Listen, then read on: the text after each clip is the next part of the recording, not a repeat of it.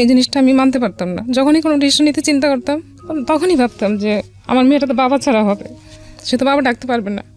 এইটা ফ্যামিলির সন্তানরা আসলে জানেনি যে না, এটা ওরা করছিল এই জন্য যে আমি যেহেতু ওখানে যেয়ে থাকবো, আর ওরা 4 ভাই ওরা।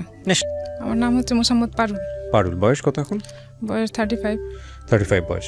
আপনি কোন জেলায় জন্মগ্রহণ করেছেন? নারায়ণগঞ্জ আমাদের জেলা। বর্তমানে নারায়ণগঞ্জে আছেন? না, আমি ঢাকায় থাকি। ঢাকায় থাকছেন। তো একটু ছোটবেলা থেকে আমরা শুরু করি, ধারাবাহিকভাবে আমরা শুনতে থাকি। জি প্লিজ। ছোটবেলায় আসলে তেমন কোনো ঘটনা নেই, গ্রামে বড় হয়েছি, সোনারগাঁতে লেখাপড়া করেছি। আচ্ছা, যখন আমি ইন্টার পরীক্ষা দিই তখন আমার বিয়ের কথা হচ্ছিল। আচ্ছা, আপনার ফ্যামিলি সম্পর্কে যদি একটু জানি, আপনার বাবা কি করতেন? আমার বাবা জব করতেন, এখন কিছুই করেন না। ওই সময় কি ধরনের জব করতেন? একটা প্রাইভেট কোম্পানিতে ছোট্ট একটা জব করতেন। কয় ভাই বোন আপনারা? আমার 2 ভাই আর আমি একাই বোন। ওকে, মানে আপনি বড়? না, আমার বড় ভাই। 2 ভাই আপনার বড়? হ্যাঁ, না, এক ভাই আমার বড় আর এক ভাই মানে আপনি মেঝো? হ্যাঁ, মেঝো। আচ্ছা, ঠিক আছে। ইন্টারমিডিয়েট পড়ার সময়টাতে আপনার বিয়ের কথাবার্তা চলছে? হ্যাঁ, তখন কথাবার্তা চলছে। মিন্স হচ্ছে আমার বড় ভাই তখন ঢাকায় থাকে। আচ্ছা। তো সেই ক্ষেত্রে আমার গ্রামেরই একটা ছেলে, আমার বড় ভাইয়ের ফ্রেন্ড, সেও ঢাকায় থাকে। তো ওনার যেখানে দোকান, মানে ওনার একটা ডিপার্টমেন্টাল স্টোর ছিল এখানে বিজনেস করতেন ঢাকাতে। হ্যাঁ, তো আমার ভাইয়া ওখানে যাওয়া আসা করতো আমার ফ্রেন্ডের দোকানে। তো ওখানে একটা ছেলে থাকতো মেসে। তো সেই ছেলেটা আবার পরিচিত আমার ভাইয়ের ফ্রেন্ডের সাথে। আচ্ছা। ভাইয়া তো মাঝে মাঝে যেত ওই দোকানে। তো সেই ক্ষেত্রে ভাইয়ের ফ্রেন্ড সেই ফ্রেন্ড আমার ব্যাপারে কথা বলছে ওনার সাথে, বিয়ের ব্যাপারে। তো আমি কিছু জানি না তখনও। ইন্টার পরীক্ষা দেওয়ার পর ঢাকায় চলে আসি বেড়াতে। আচ্ছা। আর মামার বাসায় চলে আসি বেড়াতে। তো হঠাৎ করে একদিন ওই ভাইয়া ফোন দিয়ে আমার ভাইয়াকে বলছে যে ছেলেটাকে তোমাদের বাড়িতে নিয়ে যাবো দেখার জন্য। তখন আমি জানি না সে আমাকে দেখতে আসবে। তো ভাইয়া রাতে বলতেছে চলো দেশে, বাড়িতে। বড় ভাই? হ্যাঁ, আমার বড় ভাই। জি। বাড়িতে চলো, যেতে হবে। তো আমি, আমার 2 মামাতো বোন ছিল ছোট ছোট, ওরা 2জন, ওদেরও পরীক্ষা শেষ। তো বলতেছে চলো যাই বাড়িতে। তো আমরা ওদেরকে নিয়ে গেছি। তো আমি যে বাড়িতে গেছি, আমি একটা মেহমান আসছে, তাকে আপ্যায়ন করতে হবে, কি করতে হবে, সেগুলো আমার কোনো কেয়ার ছিল না। আসছে, সেটা আবার আসছে রাত্রে, প্রায় 10টা বেজে গেছে তখন ওরা আসতে আসতে। আমরা আগে পৌঁছেছি, ওনারা পরে আসছে। তো সেই সময় আমি ঘুমাই গেছি অলরেডি, ঢাকা থেকে যেয়ে ঘুমাই গেছে। তো ওরা আসছে পরে আমার মা বলতেছে যে খাবার টাবার নিয়ে দাও ওদেরকে। তো খাবার দিলাম ওদেরকে, খাবার টাবার দিয়ে পরে আবার চলে আসছি। তো ওরা ওদিন রাতেই চলে আসছে, থাকেনি আর। তো এই দেখা আমাদের। তখন আপনি জানতেন না যে তখন আমি জানি না যে ওর সাথে বিয়ের ব্যাপারে কথা হবে বা কিছু হচ্ছে। তো ওদিকে আমাদের ফ্যামিলির সাথে কথা হচ্ছিল, ভাইয়ার সাথে আর কি। তো ভাই ওকে এমনি চিনে, দোকানে আসা যাওয়া করতো, এতটুকু চিনে। জাস্ট একটা মেসেজ এরকম ছেলে থাকলে যতটুকু চেনা যায় অতটুকু। তো সে তখন গার্মেন্টসে জব করে, গার্মেন্টসে ঠিক সুপারভাইজার বলে না, তখন সে ওই পোস্টে জব করে ছেলেটা। হ্যাঁ, তো স্যালারিও তেমন ছিল না। যাই হোক, তো ভাইয়া যখন বিয়ের কথাবার্তা চলতেছে, তো ওদের বাড়ি থেকে আমাদের এখানে দেখতে আসবে। তখন আমি ঢাকায়, আমি তখনও বাড়িতে না। তারপর আবার নিয়ে যাওয়া হলো বাড়িতে, যে ওদের বাড়ি থেকে লোকজন আসবে দেখতে। তখন আমি শুনতে পেলাম যে আমার জন্য বিয়ের কথাবার্তা চলছে। তো ওদের বাড়ি থেকে আসলো, ওর বাবা আসলো, ছেলেটার বাবা, ওর বড় ভাই, ওর মামা, 3 জন। আর কি আসছিল আমার ঠিক এখন মনে পড়তেছে না। ওই 4 জন বা 5 জন এরকম আসছে। তো অনেক আয়োজন করা হয়েছে আমাদের বাড়িতে, খাওয়া দাওয়ার ব্যাপারটা অনেক অন্যরকম করা হয়েছে। ঢাকা থেকে আমার মামিরা সবাই গেছে, আমিও গেছি। আমার ফ্যামিলির বাড়ির থেকে যারা ছিল আত্মীয় স্বজন মোটামুটি ভালো, মানে আমাদের যারা খুব কাছের তাদেরকেও দাওয়াত দেওয়া হয়েছে। একটা বিয়ের অনুষ্ঠানের মতোই হয়েছে তখনও। তো যেদিন আসছে দেখে ওনারা বলতেছে যে বিয়ে কবে দিবেন, কবে বিয়ের দিন তারিখ ঠিক করবেন, ওরকম বলতেছিল ওর মামা। পরে আমার মামা বলতেছে দেখতে আসছেন, আগে দেখে নেন, আমরাও তো দেখবো, তারপর না বিয়ের দিন তারিখ ঠিক হবে। তারপরে কয়েকদিন পরেই আবার আমাদের বাড়ি থেকে ওদেরকে দেখতে গেছে ওদের বাড়িতে। তো আমার ফ্যামিলির লোকজন হচ্ছে, আমি হচ্ছিলাম প্রথম বিয়ে আমাদের ফ্যামিলির মধ্যে। তো ওরা দেখতে গেছে যখন, ওনারা যাওয়ার পর যেদিন যাওয়ার কথা ছিল রাতের বেলা, সেদিন যাইতে পারেনি। কারণ সেই গাড়িতে যে গাড়ি ভাড়া করছিল সেটা ছিল আমার খালাতো ভাইয়ের গাড়ি। আচ্ছা। কিন্তু সেদিন সে গাড়ি নিয়ে আসছে, গাড়ি নষ্ট হয়ে গেছে। আসার পর গাড়ি নষ্ট হয়ে গেছে, সেদিন রাতে তারা যেতে পারেনি। কারণ আমার ওই ছেলেদের বাড়ি ছিল ঝিনাইদহ, তো রাতে যেতে হবে, সকালে যেয়ে পৌঁছাবে, সেভাবে প্ল্যান করা ছিল। তো অর্ধেক পথ আসার পরে, ঢাকায় আসার পরে গাড়ি নষ্ট হয়ে গেছে, তো আর যেতে পারেনি। ওকে বাদ দিয়ে পরে ওরা রাতে সকালবেলা পরের দিন প্রায় অনেক বেলা হয়ে গেছে, 11টা-12টার দিকে, তখনও ঢাকায় তারা তখন পৌঁছে যাওয়ার কথা ছিল, যাইতে পারেনি। পরে গাড়িতে বাসে করে গেছে ওনারা সবাই। যাওয়ার পর ওদের বাড়িতে আয়োজন টায়োজন করছে, খাওয়া দাওয়া সবই হয়েছে। আর ওদের বাড়িটা ছিল এরকম যে একটা ছোট্ট ঘর ছিল, তেমন কিছু ছিল না, তো ওদের ব্যবহার দেখে আমার ফ্যামিলি সবাই মোটামুটি রাজি হয়ে গেছে যে না ওরা সহজ সরল আছে, ভালো আছে, আর ছেলে যেহেতু শিক্ষিত আছে তাহলে আমাদের প্রবলেম নেই, আমরা ওদেরকে একটা ব্যবস্থা করে দিব, ওরা চাকরি বাকরি করবে, সমস্যা নেই। তো সেই চিন্তা করে ওরা, ঝিনাইদের মানুষ, আমরা তো ঢাকায় সবসময় বড় হয়েছে, ঢাকার এলাকার মানুষ, আমরা তো বাইরে কখনো যাইনি, গ্রামে মানে ওই সব সাইডে কখনো যাওয়া হয়নি। তো ওরা ওদের ব্যবহার দেখে মনে হচ্ছে ওরা খুবই সাধারণ মানুষ, খুবই সহজ সরল মানুষ, ওদের মতো মানুষ হয় না। আর ওর একটা বোন ছিল, মানে বোন আছে, ওটা দেখে আবার আমার মামা আমার ভাইয়ের জন্য পছন্দ করে রাখছে, মনে মনে দেখে পছন্দ করে আসছে। তো এটা তখন বলে না, আসার পরে বলছে আর কি। ওইটাই বিশেষ করে চোখে লাগছে বেশি, যে আমরা এখানে আত্মীয় করলে মেয়েটাকে আমরা নিতে পারবো আমাদের বাড়িতে। তো এরকম কথাবার্তা বলে আসছে। আসার পর ওই গ্রামে যখন গেছে, আমার চাচাতো ভাই ছিল একটা, ওনাদের সাথে গেছে দেখতে বিয়েতে। ও চাচাতো ভাই আমাকে পছন্দ করতো, বাট ফ্যামিলিতে বলে নাই কখনো যে আমাকে পছন্দ করে। আমাকে বলছে যদি আমি রাজি থাকি তাহলে সবাইকে সে মানাবে। বলছে না, আমি আপনাকে ভাই জানি, ভাই, অন্য কিছু না। তো সেই ভাই যে ছেলেটাকে দেখতে গেছে ঝিনাইদহতে, সেই ছেলের চাচার একটা দোকান ছিল ওখানে কাছে। তো চাচার দোকানে যখন গেছে, চাচাকে জিজ্ঞেস করছে ছেলে লেখাপড়া কেমন, কতটুকু করছে, কি আসে বিষয়। তো কতটুকু লেখাপড়া করছে আমরা ঠিক জানি না, চাচা বললো এটা। ওকে। তো এটা এসে আবার আমার ভাই, ওই চাচাতো ভাই বলছে, বলার পরে আমার ফ্যামিলি থেকে কি ওটা মানে নেই, যে এটা মিথ্যা কথা হইতে পারে, বা মানে এই চাচাতো ভাই আবার আপনাকে পছন্দ করতো না? হ্যাঁ, ওনার সঙ্গে বিয়ে শাদীর কথাবার্তা ছিল না, সেই কারণে হয়তো সে আমাকে পছন্দ করতো, সেই কারণে ওকে সন্দেহ করেছে, মিথ্যা কথা বলছে, ওকে সন্দেহ করছে। এটাই আমার সবাই করছে, যে এটা হয়তো মিথ্যা কথা হইতে পারে, সে হয়তো চায় না, সেজন্য বলছে। আর খালাতো ভাইকে তো বলছেই যে সেও চায়, সেজন্য সে নষ্ট গাড়ি নিয়ে আসছে, সে চায় না সেখানে যাক, এগুলো বলা হয়েছে। তো এটা নিয়ে ওই চাচাতো ভাই যে বলছে, এটা নিয়ে আমার চাচির মধ্যে, মানে ওই চাচি না, পাড়াপড়শি আরেক চাচির সাথে আমার মার একরকম ঝগড়াই হয়ে গেছে, যে সে কেন মিথ্যা কথা বললো এসে। তো দেখা কিন্তু একবারই হয়েছে, একবারই ওদের বাড়িতে গেছে, আর কিন্তু দ্বিতীয়বার যায়নি কখনো দেখা করতে।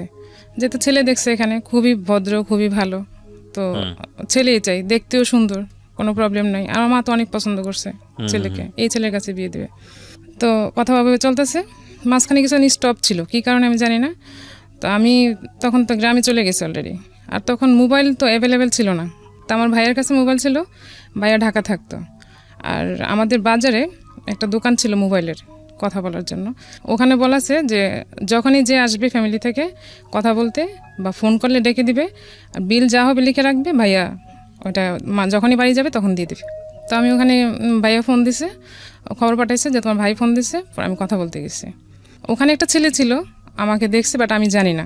তো সে আবার পরের দিন আমার ডিটেলস বের করে আমার চাচাতো বোনের হাজবেন্ডের সাথে বলছে যে মেয়েটা কে, পরে তো আমার শালি।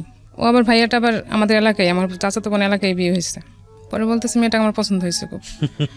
তো আমরা জানি না, যেহেতু এখানে কথা চলতেছে অলরেডি। তো ওই ছেলেটা আর আমার ভাই দুলাভাই আসছে, আমার মাকে বলতেছে কাকি, পারুলকে তো একটা ছেলে পছন্দ করছে, খুব ভালো ছেলে, বিদেশ থাকে, সে বিদেশ থেকে আসছে, অনেক পছন্দ করছে, এখন আপনারা যদি রাজি থাকেন তাহলে ওদের ফ্যামিলি থেকে দেখতে আসবে। আমার মা বলতেছে না, আমাদের তো এক জায়গায় কথা চলতেছে, এখন কিভাবে তোমাকে দেখাই বলো, একটা শেষ না হলে তার একটা কথা বলা যাচ্ছে না। পরে বলতেছে না, অসুবিধা নেই, ওরা দেখুক, ছেলেটা খুবই ভালো, আর ভালোই, নানার বাড়ি ছিল ছেলেটার, আমার বোনের শ্বশুর বাড়ির কাছাকাছি ছেলেটা নানার বাড়ি ছিল, সেখানে আসছিল বেড়াইতে। মা রাজি ছিল না। তারপরে পরের দিন দুলাভাই বলতেছে যে যেহেতু আমি এই বাড়ির জামাই, তো আমাকে সে অনেক রিকোয়েস্ট করে বলতেছে আপনারা বিয়ে দেন আর না দেন, আমি একটু নিয়ে আসি, ওরা দেখে যাক, কথা বলে যাক, তারপরে তো বলতে পারবো যে না আমি দেখাইছি। মা বলছে ঠিক আছে, আমি কোনো আয়োজন করবো না, তোমরা এমনি ছেলেকে নিয়ে এসো। তো ছেলে নিয়ে আসার কথা বলছে, আর ছেলে তার পুরো ফ্যামিলি ধরে নিয়ে আসছে, মানে তাদের ফ্যামিলিতে যা যা লোক ছিল, যারা ছিল সবাই চলে আসছে, আমাদের ভারী ঘর ভরে গেছে মেহমানে, এরকম। আমার মা তো দেখে অবাক হয়ে গেছে, এত মানুষ কি করে আসছে, আমি এখন কিভাবে কি আপ্যায়ন করবো, তো কোনো প্রস্তুতি ছাড়া। তারপর যেরকম হয়েছে মোটামুটি নাস্তা টাস্তা দেওয়া হয়েছে, বিকেলবেলায় করছে। তো ওরা চলে গেছে দেখা করে। এখন ছেলে পুরো এলাকা ছড়াই দিয়েছে যে আমি মেয়েকে বিয়ে করব, মানে আমাদের এলাকায় যারা মোটামুটি প্রভাবশালী লোক আছে তাদেরকে সে ম্যানেজ করে ফেলছে। আচ্ছা, কোন ছেলে? যে ছেলেটা পরে আমাকে দেখে আমার বোনের হাজবেন্ডের সাথে আসছে, তো বলতেছে আমি এই মেয়েকে বিয়ে করব, যা লাগে আমি সব দিয়ে নিয়ে যাব, আমার বাড়িতে যা খরচ টরচ হয় এভরিথিং সব সে দিবে, এবং সে আমাকে বিয়ে করবে। মা কি করলো, মা বলতেছে না, এখানে তো বিয়ে দেওয়া যাবে না, আর ছেলেটাকে আমারও পছন্দ হয় নাই। পছন্দ বলতে আমি তো চাই না এখন বিয়ে করব, মানে এরকম প্রিপারেশন আমার মনের ভিতর ছিল না। তো আমি বলতেছে আমি ঢাকায় যাব। পরে ভাই আমাকে আবার ঢাকায় নিয়ে গেল, ঢাকা নিয়ে গেলো বলতে আমার ভাইয়ের চাচাতো ভাইয়ের একটা বিয়ে ছিল ওখানে, মানে যে দুলাভাই নিয়ে এসছে বিয়ের প্রপোজাল, ওই দুলাভাইয়ের শালার বিয়ে চলবে, মানে বিয়ের কথা হচ্ছে, মানে বিয়ে ঠিক। তো ওই বিয়েতে আমরা অ্যাটেন্ড করবো, বৌভাত হবে, বিয়ে হবে। তো বিয়েতে আমরা ছিলাম সবাই, আমিও ছিলাম, আমার ভাইয়ারা ছিল, আমার ফ্যামিলির সবাই ছিল। তো বিয়ে যেদিন হলো, বিয়ে শেষ করে সেদিনই আমরা রাত্রে ভাইয়াও চলে গেল আমাকে নিয়ে। তো আমরা ঢাকায় চলে আসলাম। আবার পরের দিন ছেলেটা আমাদের বাড়িতে নাকি আসছে, সে নাকি অনেক মোটা একটা চেন নিয়ে আসছে, আমাকে বিয়ে করুক আর না করুক সে আমাকে এটা গিফট করবে। তো আমার মা, আমি তো চলে আসছে, ওরা তো জানে না ফুল নিয়ে আসছে কি নিয়ে আসছে, আর আমি জানি না। পরে আমার বাড়িতে গেছে আমার দুলাভাইয়ের সাথে, পরে বলতেছে ও তো এটা নিয়ে আসছে ওকে দেওয়ার জন্য, বিয়ে করুক আর না করুক সে এটা ওকে গিফট করবে। আর যেদিন সে দেখতে আসছে আমাকে, সেদিন সে অনেক গোল্ড পরে আসছিল, ব্রেসলেট, চেন টেন, এভরিথিং অনেক কিছু পরে আসছে, করার জন্য চেষ্টা করছে, হ্যাঁ হয়তোবা। তো সে পরে আসছে, তা চেনটা নিয়ে আসছে, সে আমাকে দিবে। তা আমি তো ছিলাম না, মা বলছে না ও তো চেন নিবেও না, আর ও তো নাই এখানে, ও তোর সাথে দেখা হবে কিভাবে। তো ছেলেটা চলে গেছে, আমার সাথে আর দেখা হয়নি, আর কোনো কথা হয়নি। তো আমার মার ইচ্ছা ছিল যে যেটা দেখছে সেখানে বিয়ে হবে, আর যে ছেলেটা পরে আসছে সেই ছেলেটার যে গ্রামের বাড়ি ওইটা আবার আমার নানার বাড়ির কাছাকাছি।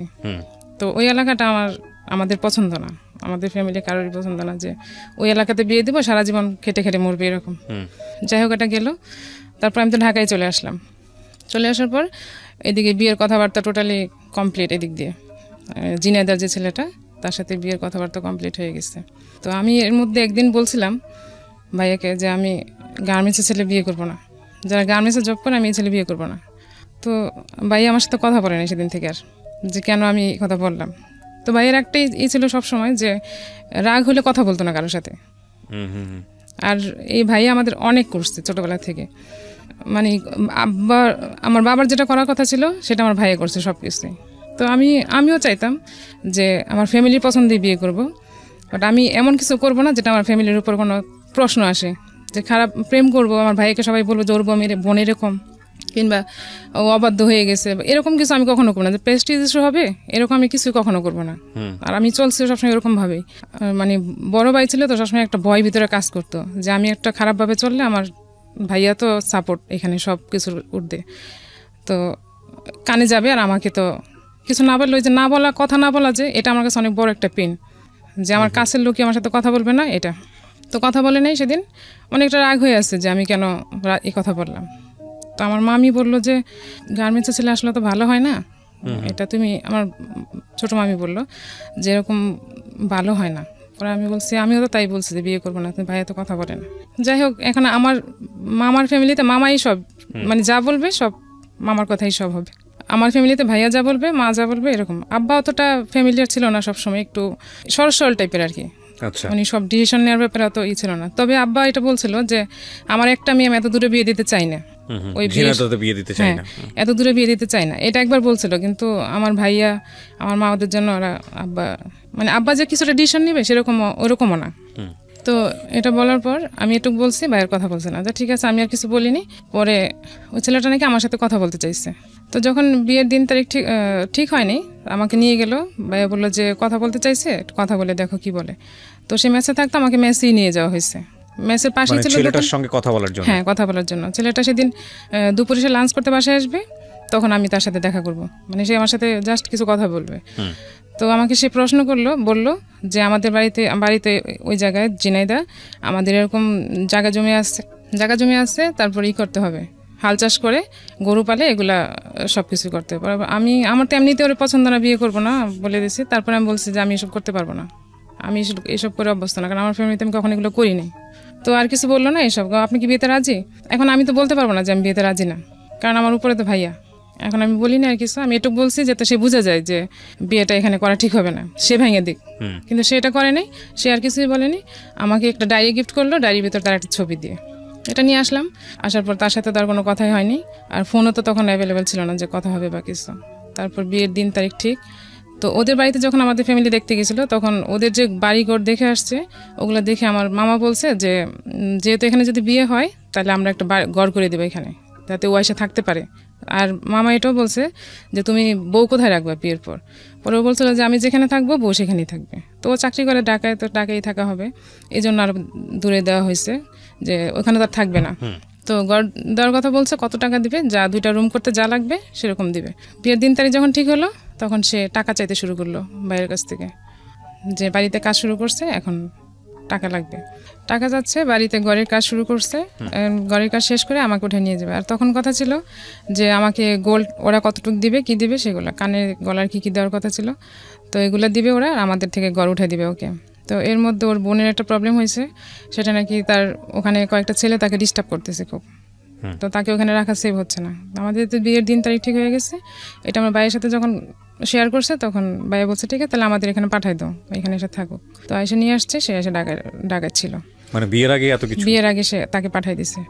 সে আমার মামার বাসায় ছিল কতদিন, তারপর আমাদের বাড়িতে। ওকে। তো ওর আচরণ এই বোনটাকেই তো আপনার আত্মীয়ের আরেকজন বিয়ে করার কথা। হ্যাঁ, তো ও কথা না, মানে ওইভাবে তখন কথা প্রপোজ করা হয় না, মানে মেন্টাল থিংকিং, সেই সময় মেন্টাল থিংকিং আর কি। যখন তো মেয়েটা জানে যে আমার ভাইয়ের জন্য তাকে পছন্দ করা হয়েছে, আমাদের বাসায় যখন আসছে তখন মামিরা দুষ্টামি করে এরকম বলছিল যে তোমাকে তো ওর ভাইয়ের জন্য পছন্দ করে আসছে, এরকম হাসাহাসি করে, আমরা জাস্ট বান্ধবীর মতো ছিলাম মামিদের সাথে, এরকম বলছে। তো ও তো মনে মনে ভাইয়াকে এমনি পছন্দ করে বসে আসছে। তো যখন এখানে চলে আসছে তখন তো সে আরো সিরিয়াস। তো আমার ভাইয়া ছিল একটু রিজার্ভ টাইপের, খুব রিজার্ভ টাইপের বলতে কি মানে ইচ্ছা করে যে কোনো মেয়ের সাথে একবার পড়ে যাবে এরকম না, ভাইয়া ওকে বোনের মতো দেখে। হ্যাঁ, তো আমাদের বাড়িতে যখন আসছে তখন সে বিহেভগুলো এরকম যে ও প্লেটে খাবে, খাওয়ার পর প্লেটটাও সরাবে না। ইভেন মানে এরকম না যে আমরা কোথাও গেলে তো একটু কার্টিসি করি, যে আমরা অন্তত এতদিন ধরে এখানে আসছি, আমার তো একটু দায়িত্ব থাকে যে আমি কি করব না করব, কিন্তু সে এরকম ছিল না, সে একটু উগ্র টাইপের চলাফেরা ওরকম ছিল, দেখে আমার কাছে ভালো লাগেনি। সে ছিল অনেক দিন, প্রায় 20-25 দিন হবে ছিল, তারপর ওকে পাঠাই দেওয়া হয়েছে বাড়িতে, চলে গেছে। তো ওর ভাই টাকা চাচ্ছে ঘর ওঠানোর জন্য, তো এদিক দিয়ে বিয়ের দিনও চলে আসছে। তো বাড়ির কাজ মোটামুটি হয়েছে, মোটামুটি বলতে শুধু ইট দিয়ে রাখছে, কোনো রকম জানলাও তৈরি করা হয়নি, সেগুলো তো আমরা জানি না, আর কেউ যায় না ওদের এখানে দেখতে। মানে তখন পর্যন্ত আপনাদের বিয়ের কোনো ধরনের কোনো ফর্মালিটিস হয়নি? না, বিয়ের মৌখিক মানে দিন তারিখ পাকা হয়ে গেছে। এগুলো তো এক ধরনের যৌতুক। হ্যাঁ, এখন এটা তো আমরা ফ্যামিলিতে ভাবছি যে আমাদের দিতেই হবে, বলে আসছে, আমরা নিজেরাই বলে আসছে, আমাদের তো নিজেরাই দিতে হবে, তো দিতেই হবে বলে আসছে। বিষয়টা আসলে প্রয়োজন ছিল কিনা, প্রথম কথা হচ্ছে যে আমাদের বিয়ের যে সংস্কৃতি সেখানে কিন্তু বিষয়গুলো এভাবেই হয়। একটা সময় বলা গ্রামাঞ্চলে প্রচলিত ছিল ডিমান্ড, ছেলের ডিমান্ড কি, হ্যাঁ চাইতো, মানে একদম নির্লজ্জের মতো বেহায়ের মতো চাওয়া, হ্যাঁ এই দিতে হবে সেই দিতে হবে, এবং এটা মনে করতো যে এটা খুব মানে একটা রাইট ব্যাপার। কিন্তু সেটা অনেক ধরনের সামাজিক সচেতনতার জায়গা থেকে এখন আর ওরকম হয় না। এখন দেখা যায় যে মেয়ের বাড়ি থেকেই মোটামুটি একটা প্রস্তাব পড়ে যে আমরা এটা দিয়ে দিব, ওটা দিয়ে দিব, চাওয়ার আগে।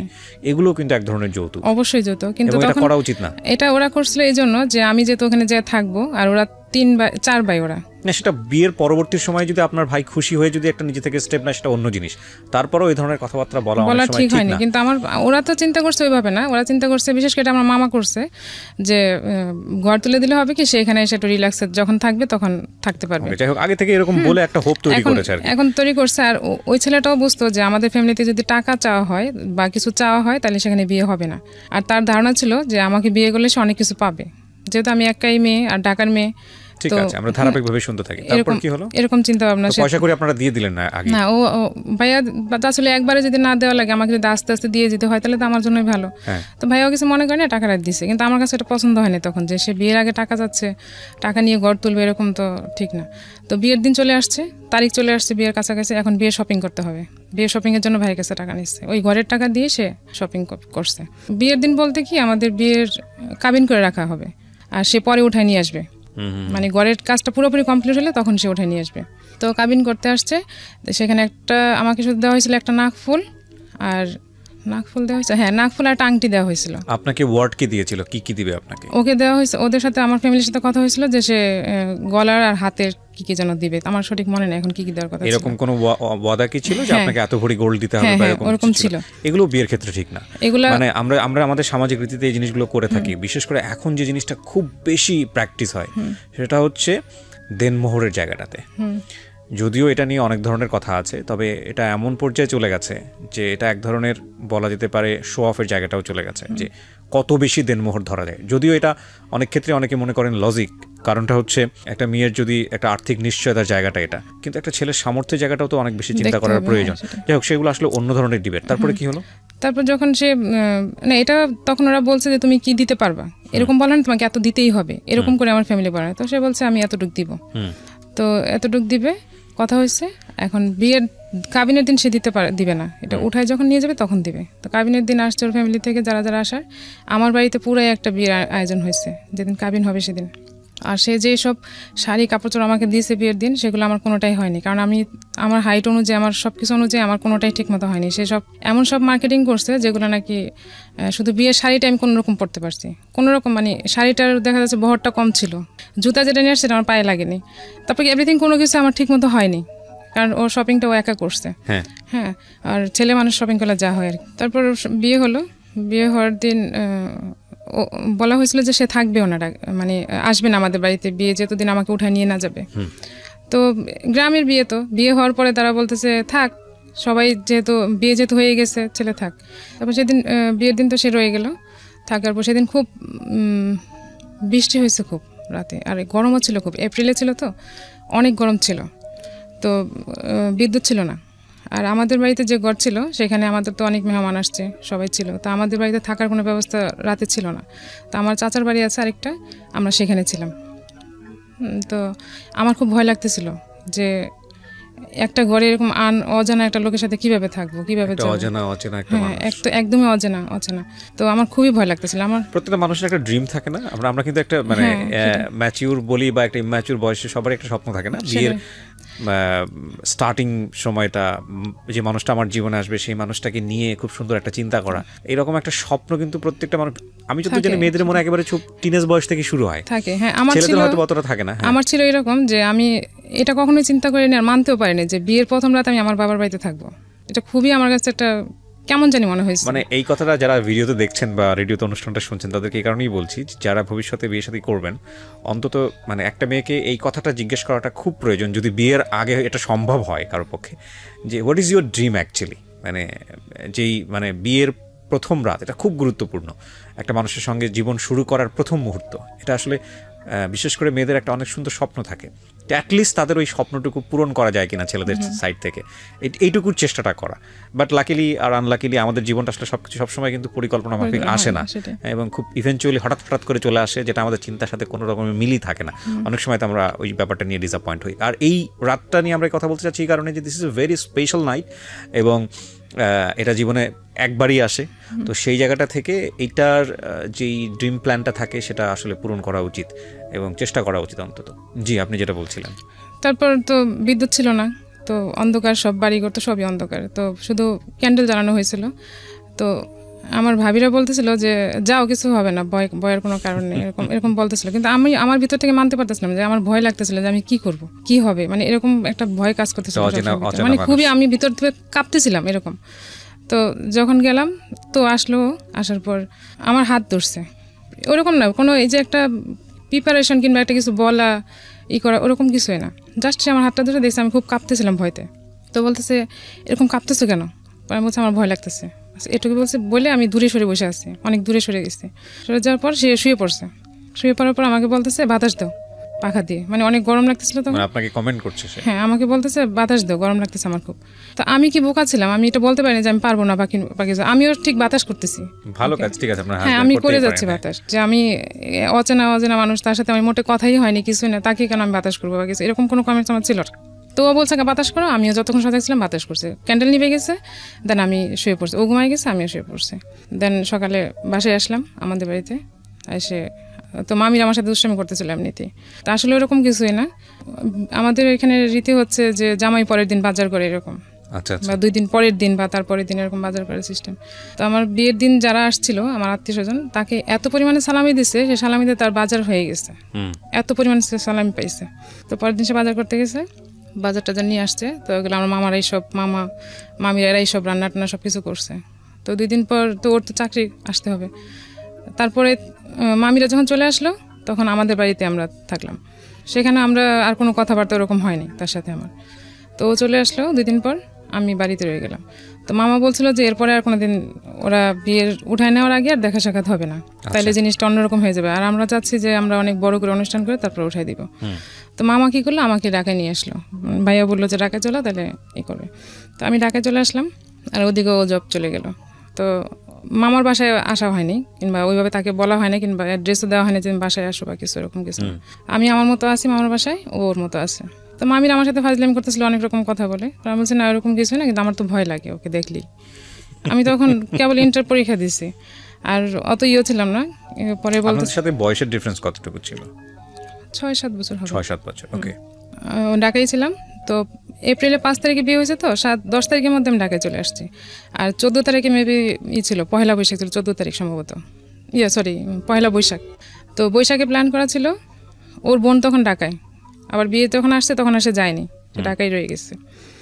তো প্ল্যান ছিল যে সবাই মিলে ঘুরতে যাবে পয়লা বৈশাখের দিন।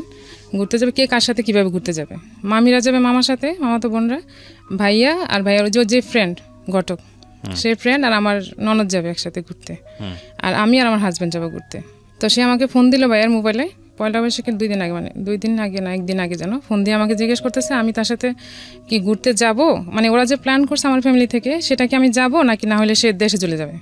সে আমার প্ল্যানটা, ওর প্রশ্নটা ছিল এরকম যে সবাই তো প্ল্যান করছে ঘুরতে যাওয়ার জন্য, তুমি কি যাবা নাইলে আমি বাড়ি যাব। কথাটা তো এরকম হওয়া উচিত ছিল না, রাইট? ডেফিনেটলি এটা আমার খুবই লাগছে তখন, কিন্তু যদিও আমি এটা কিছু মনে করি না, কিন্তু আমার কাছে কিন্তু ভিতর খারাপ লাগছে যে এরকম কেন হবে, কথাটা তো এরকম হওয়া উচিত না। তো আমি আর কিছু বলি না, আমি বলছি যে সবাই যেভাবে ডিসিশন নেয় আমিও সেইভাবেই যাব। তো পয়লা বৈশাখের দিন ভাই আমাকে বাইকে করে নামাই দিয়ে আসলো ওর মেসের কাছে, ওর ওখানে। তো ওখান থেকে আমরা ঘুরতে যাবো একসাথে। ও গেছে, আমি গেছি, ওর সাথে ওর 2টা ফ্রেন্ড। তো 2টা ফ্রেন্ডকে সাথে নিয়ে গেছে। আমরা প্রথমে গেলাম সংসদ ভবনে, নিয়ে যাওয়ার পর সে ওখানে ওদের সাথে খুব আড্ডা দিচ্ছে। আমি যে একটা মেয়ে মানুষ বা ওইখানে তার সাথে আছি, হ্যাঁ আমাকে ওভারলুক করতেছে, আর আমি মানে তার পিছনে পিছনে হাঁটতেছি এরকম, মানে ওরা খুব মজা করতেছে আর আমি একা একা, মানে খুব লোনলি ফিল করতেছিলাম বিষয়টা। তো এটা হ্যাঁ, তো আমি এটা এসে অ্যাকসেপ্ট করতে পারিনি। মামিদের সাথে বলছি যে মামি এরকম হয়েছে। তো বলার পরে মামার ওকে ডাকছে, ওকে বলছে যে তুমি এরকম ওরে নিয়ে গেছো, নিয়ে যায় তোমার এরকম ইনসাল্ট কেন করছো, তোমার ফ্রেন্ডদের সাথে তুমি কেন ওকে নিয়ে গেছো, তুমি ওদেরকে নিয়ে যেতে আগে পরে নিয়ে যেতে, তোমরা ফার্স্ট টাইম ঘুরতে গেছো একসাথে, তোমার তো ওকে টাইম দেওয়া উচিত ছিল, না দিয়ে তুমি কেন ওর সাথে ওদেরকে নিয়ে যায় ওরে একা একা ফেলায় রেখে এরকম ঘুরছে, এটা তোর কাছে ভালো লাগেনি। তো আমার কাকা আসছিল একটা, আমার ভাইয়া আর আমার মামা, তখন আমাকেও নিয়ে যাওয়া হয়েছিল না কি, গেছিলাম, হ্যাঁ আমিও গেছিলাম। তো ও সবার সামনে ওই ভাইয়ার ওই দোকানের পিছনে ওনার থাকার জায়গা ছিল, ওইখানে বসে এই গল্প করা হয়েছে, এটা যে এই কথাগুলো হয়েছে। হ্যাঁ, যখন আমি পয়লা বৈশাখে তোর সাথে দেখা করতে গেলাম, পাশে আরেকটা পরিচিত ওর ভাবি, মানে কথিত ভাবি আর কি, পাশে ছিল পরিচিত, ওনার রুমে নিয়ে আমাকে বসাইলো। তো ওখানে একটা মহিলা আমাকে দেখতে আসছে, খুব উৎসাহ নিয়ে আমাকে দেখতে আসছে। তো আমি তো আর চিনি না কাউরি ওখানকার। তো আমরা তো এই পার্টটা বললাম যে, তারপর সে সরি টরি বলছে, মাপ চাইছে সবার কাছে, না নেক্সট টাইম এরকম হবে না, সব ঠিক হয়ে যাবে, এরপর থেকে আর আমার ভুল হবে না। মানে উনিও সামহাউ হ্যাপি ছিল না, আপনি তো হ্যাপি ছিলেন না, উনিও ওনার জায়গা থেকে যে আপনাকে একটু কনভিন্স করবে বা যেরকম হওয়া উচিত জামাইয়ের আচরণ সেরকম ছিল না, টোটালি ছিল না, একদমই ছিল না। তারপর দেখে চলে গেল। তারপর তো সরি টরি বলা হয়ে গেছে, আর নেক্সট এরকম হবে না এরকম বলে, দেন তার মানে তাকে ভুলটা বলা হয়েছে, তোমার ভুলগুলো এরকম হয়েছে, ঠিক আছে আর হবে না। তো আমরা যে মেসে সবাই গেছি, পাশে যে কথাবার্তা হয়েছে, তার মেসে অনেকেই জানছে এটা, যে ওর এখানে এরকম একটা ছোট বৈঠকের মতো হয়েছে, ওর একটু প্রবলেম হয়েছে। তো ওর যে মেসে বুয়া রান্না করতো, সেই বুয়া নাকি তাকে বলছে এই মেয়েকে তো তুমি রাখতে পারবে না, তোমার যেভাবে হোক তাকে আটকাইতে হবে, তুমি যদি ওর সাথে সংসার করতে চাও। তখনও তার সাথে আমার কোনো রকম কোনো স্বামী স্ত্রী যে সম্পর্ক, সেটা কখন হয়নি তার সাথে আমার কোনো রকম। তো প্রায় বিয়ের তো 15 দিন হয়ে গেছে, এটা 15 দিন হয়ে গেছে। আমি ঢাকায়, ও ঢাকায়, আর বাসায় আসার তার নিষেধ, সে বাসায় আসতে পারবে না। এরকম বলার পরে সে মাথার ভিতরে এটা নিচ্ছে যে আমাকে তো তাকে আটকাইতে হবে। তখন আর কিছু বলেনি। তো বিয়ের পরে সে তো আমাকে উঠাই নিবে আগে, তাদের বাড়িতে নিয়ে যাবে, দেন তারপর না তার ডিসিশন। যাই হোক, এখন বিয়ে হচ্ছে, সে আমাদের বাড়িতে আসে নাই এর মধ্যে। আর বিয়ের পয়লা বৈশাখের পরে আরও 15 দিন পরে সে একদিন ছুটি পাইছে অফিস থেকে। তো সে সম্ভবত ওই ঘটক ভাইয়াকে বলছে যে শ্বশুরবাড়িতে যাবে আমাকে নিয়ে। তো সে আমাকে বলছে যে আমাকে নিয়ে যাবে। তো আমাকে নিয়ে সে সেদিন মাসখানেক পরে আর কি বিয়ের, আমাদের বাড়িতে আসছে। সেদিন আসার পরে সে ছিল 2 দিন বাসায় থাকার পর, তার যখন ছিল তখন আমি বাড়িতে চলে আসছি একবারে, আর তখন আর ঢাকায় যাচ্ছি না, বাড়িতে চলে আসছে, কারণ প্রতি সপ্তাহে এখানে আসবে, ছুটি পাইলে সে আমাদের বাড়িতে আসবে। মানে সেরকম বলে নাই, তো সবাই চাচ্ছে এরকম আসুক, যেহেতু বিয়ে এখন উঠায় নিতে পারতেছে না, তাহলে এখন কি করবে, সে একটা প্রিপারেশনের দরকার উঠায় নেওয়ার জন্য। তো আমি বাড়িতে রয়ে গেলাম, সে প্রতি বৃহস্পতিবার যাচ্ছে, এরকম প্রতি সপ্তাহে যাচ্ছে। পরে একদিন হঠাৎ করে ও চলে যাওয়ার পর আমি আমার বিছানার বালিশের নিচে একটা চিঠি পাই। চিঠিতে লেখা ছিল আমার নাম, মানে শিরোনামে আমি ছিলাম, মানে আমার নামটাই ছিল, কিন্তু ভিতরে যে কথাবার্তা সেগুলো আমার সাথে যায় না। কি লেখা ছিল? মানে সেরকম লেখা ছিল যে তার সাথে একটা মানে ব্রেকআপ হলে যেরকম কথাবার্তা হয় না, সেরকম কথাবার্তা লেখা, যে আমি তোমাকে এরকম পছন্দ করতাম, এই করতাম সেই করতাম, যে তুমি আমার সাথে এরকম করে আমি বুঝতে পারিনি, এরকম লেখা। আর যখন আমি চিঠিটা ও যাওয়ার পর বিছানা গুছাইতে গেছে, তখন যখন দেখলাম, তখন আমি এটার বুঝতে পারলাম না যেটা কাকে লেখা। লেখা তো আমার নাম, কিন্তু তার সাথে আমার রিলেশন তো এরকম না। তার সাথে আমার স্বাভাবিক সম্পর্ক, সে নাস্তা টাস্তা করে সকালবেলা খেয়ে দিয়ে তারপর বাসায় থেকে বের হলো। তো আমি তখন তো মোবাইল নেই যে তার সাথে আমি যোগাযোগ করবো বা কিছু বলবো বা জানতে চাইবো যেটা কার চিঠি। তো যখন ও যখন ফোন দিয়েছে, তখন আমি ওকে জানতে চাইছি যেটা চিঠি পাইছে এটা কার। পরে বলতেছে কোন জায়গায় পাইছে, আমি বলছি বিছানায় ছিল। পরে বলতেছে তোমার জন্যই লিখছিলাম। পরে বলছে আমার জন্য এই ধরনের কথাবার্তা কেন? আর আমার তখন এত বুদ্ধিও ছিল না যে আমার সাথে এরকম রিলেশন না। এখন বুঝি সেটা তো আমার জন্য ছিল না। পরেও শুনছি চিঠিটা কার, কিন্তু এটা যে আমার ছিল না এটা আমি বুঝতে পারছি। তখনও বুঝতে পারছি, এখনো বুঝতে পারি, এখন ভালো করে বুঝতে পারি। তখন তো আমি তখন কি করেছেন? তখন চিঠিটা যখন দেখলাম, তখন এটা জিজ্ঞেস করলাম, সে আমাকে এড়াই গেল, বললো যে এটা আমি তোমাকেই লিখছিলাম, এমনি লিখছিলাম। আপনার নাম ছিল চিঠির শুরুতে? হ্যাঁ, চিঠির মধ্যে আমার শুরুতে আমার নাম ছিল। এখানে কারণ আছে, আমি বলবো পরে। ওকে, আচ্ছা, যাই সামনের দিকে। তো এটা আমার নাম দিয়ে লেখা, এরকম লেখা ছিল। এর মধ্যে তো আর সে উঠায় নিয়ে আসতে পারতেছে না আমাকে, 9 মাস হয়ে গেল অলরেডি আমাদের বাড়িতে। তবে আমার ফুপু একদিন বলে বসছিল ওর সামনে যে তোমার বাপের কি টাকা নাই, আমার বাস্তিরে উঠায় নিতে পারতেছো না।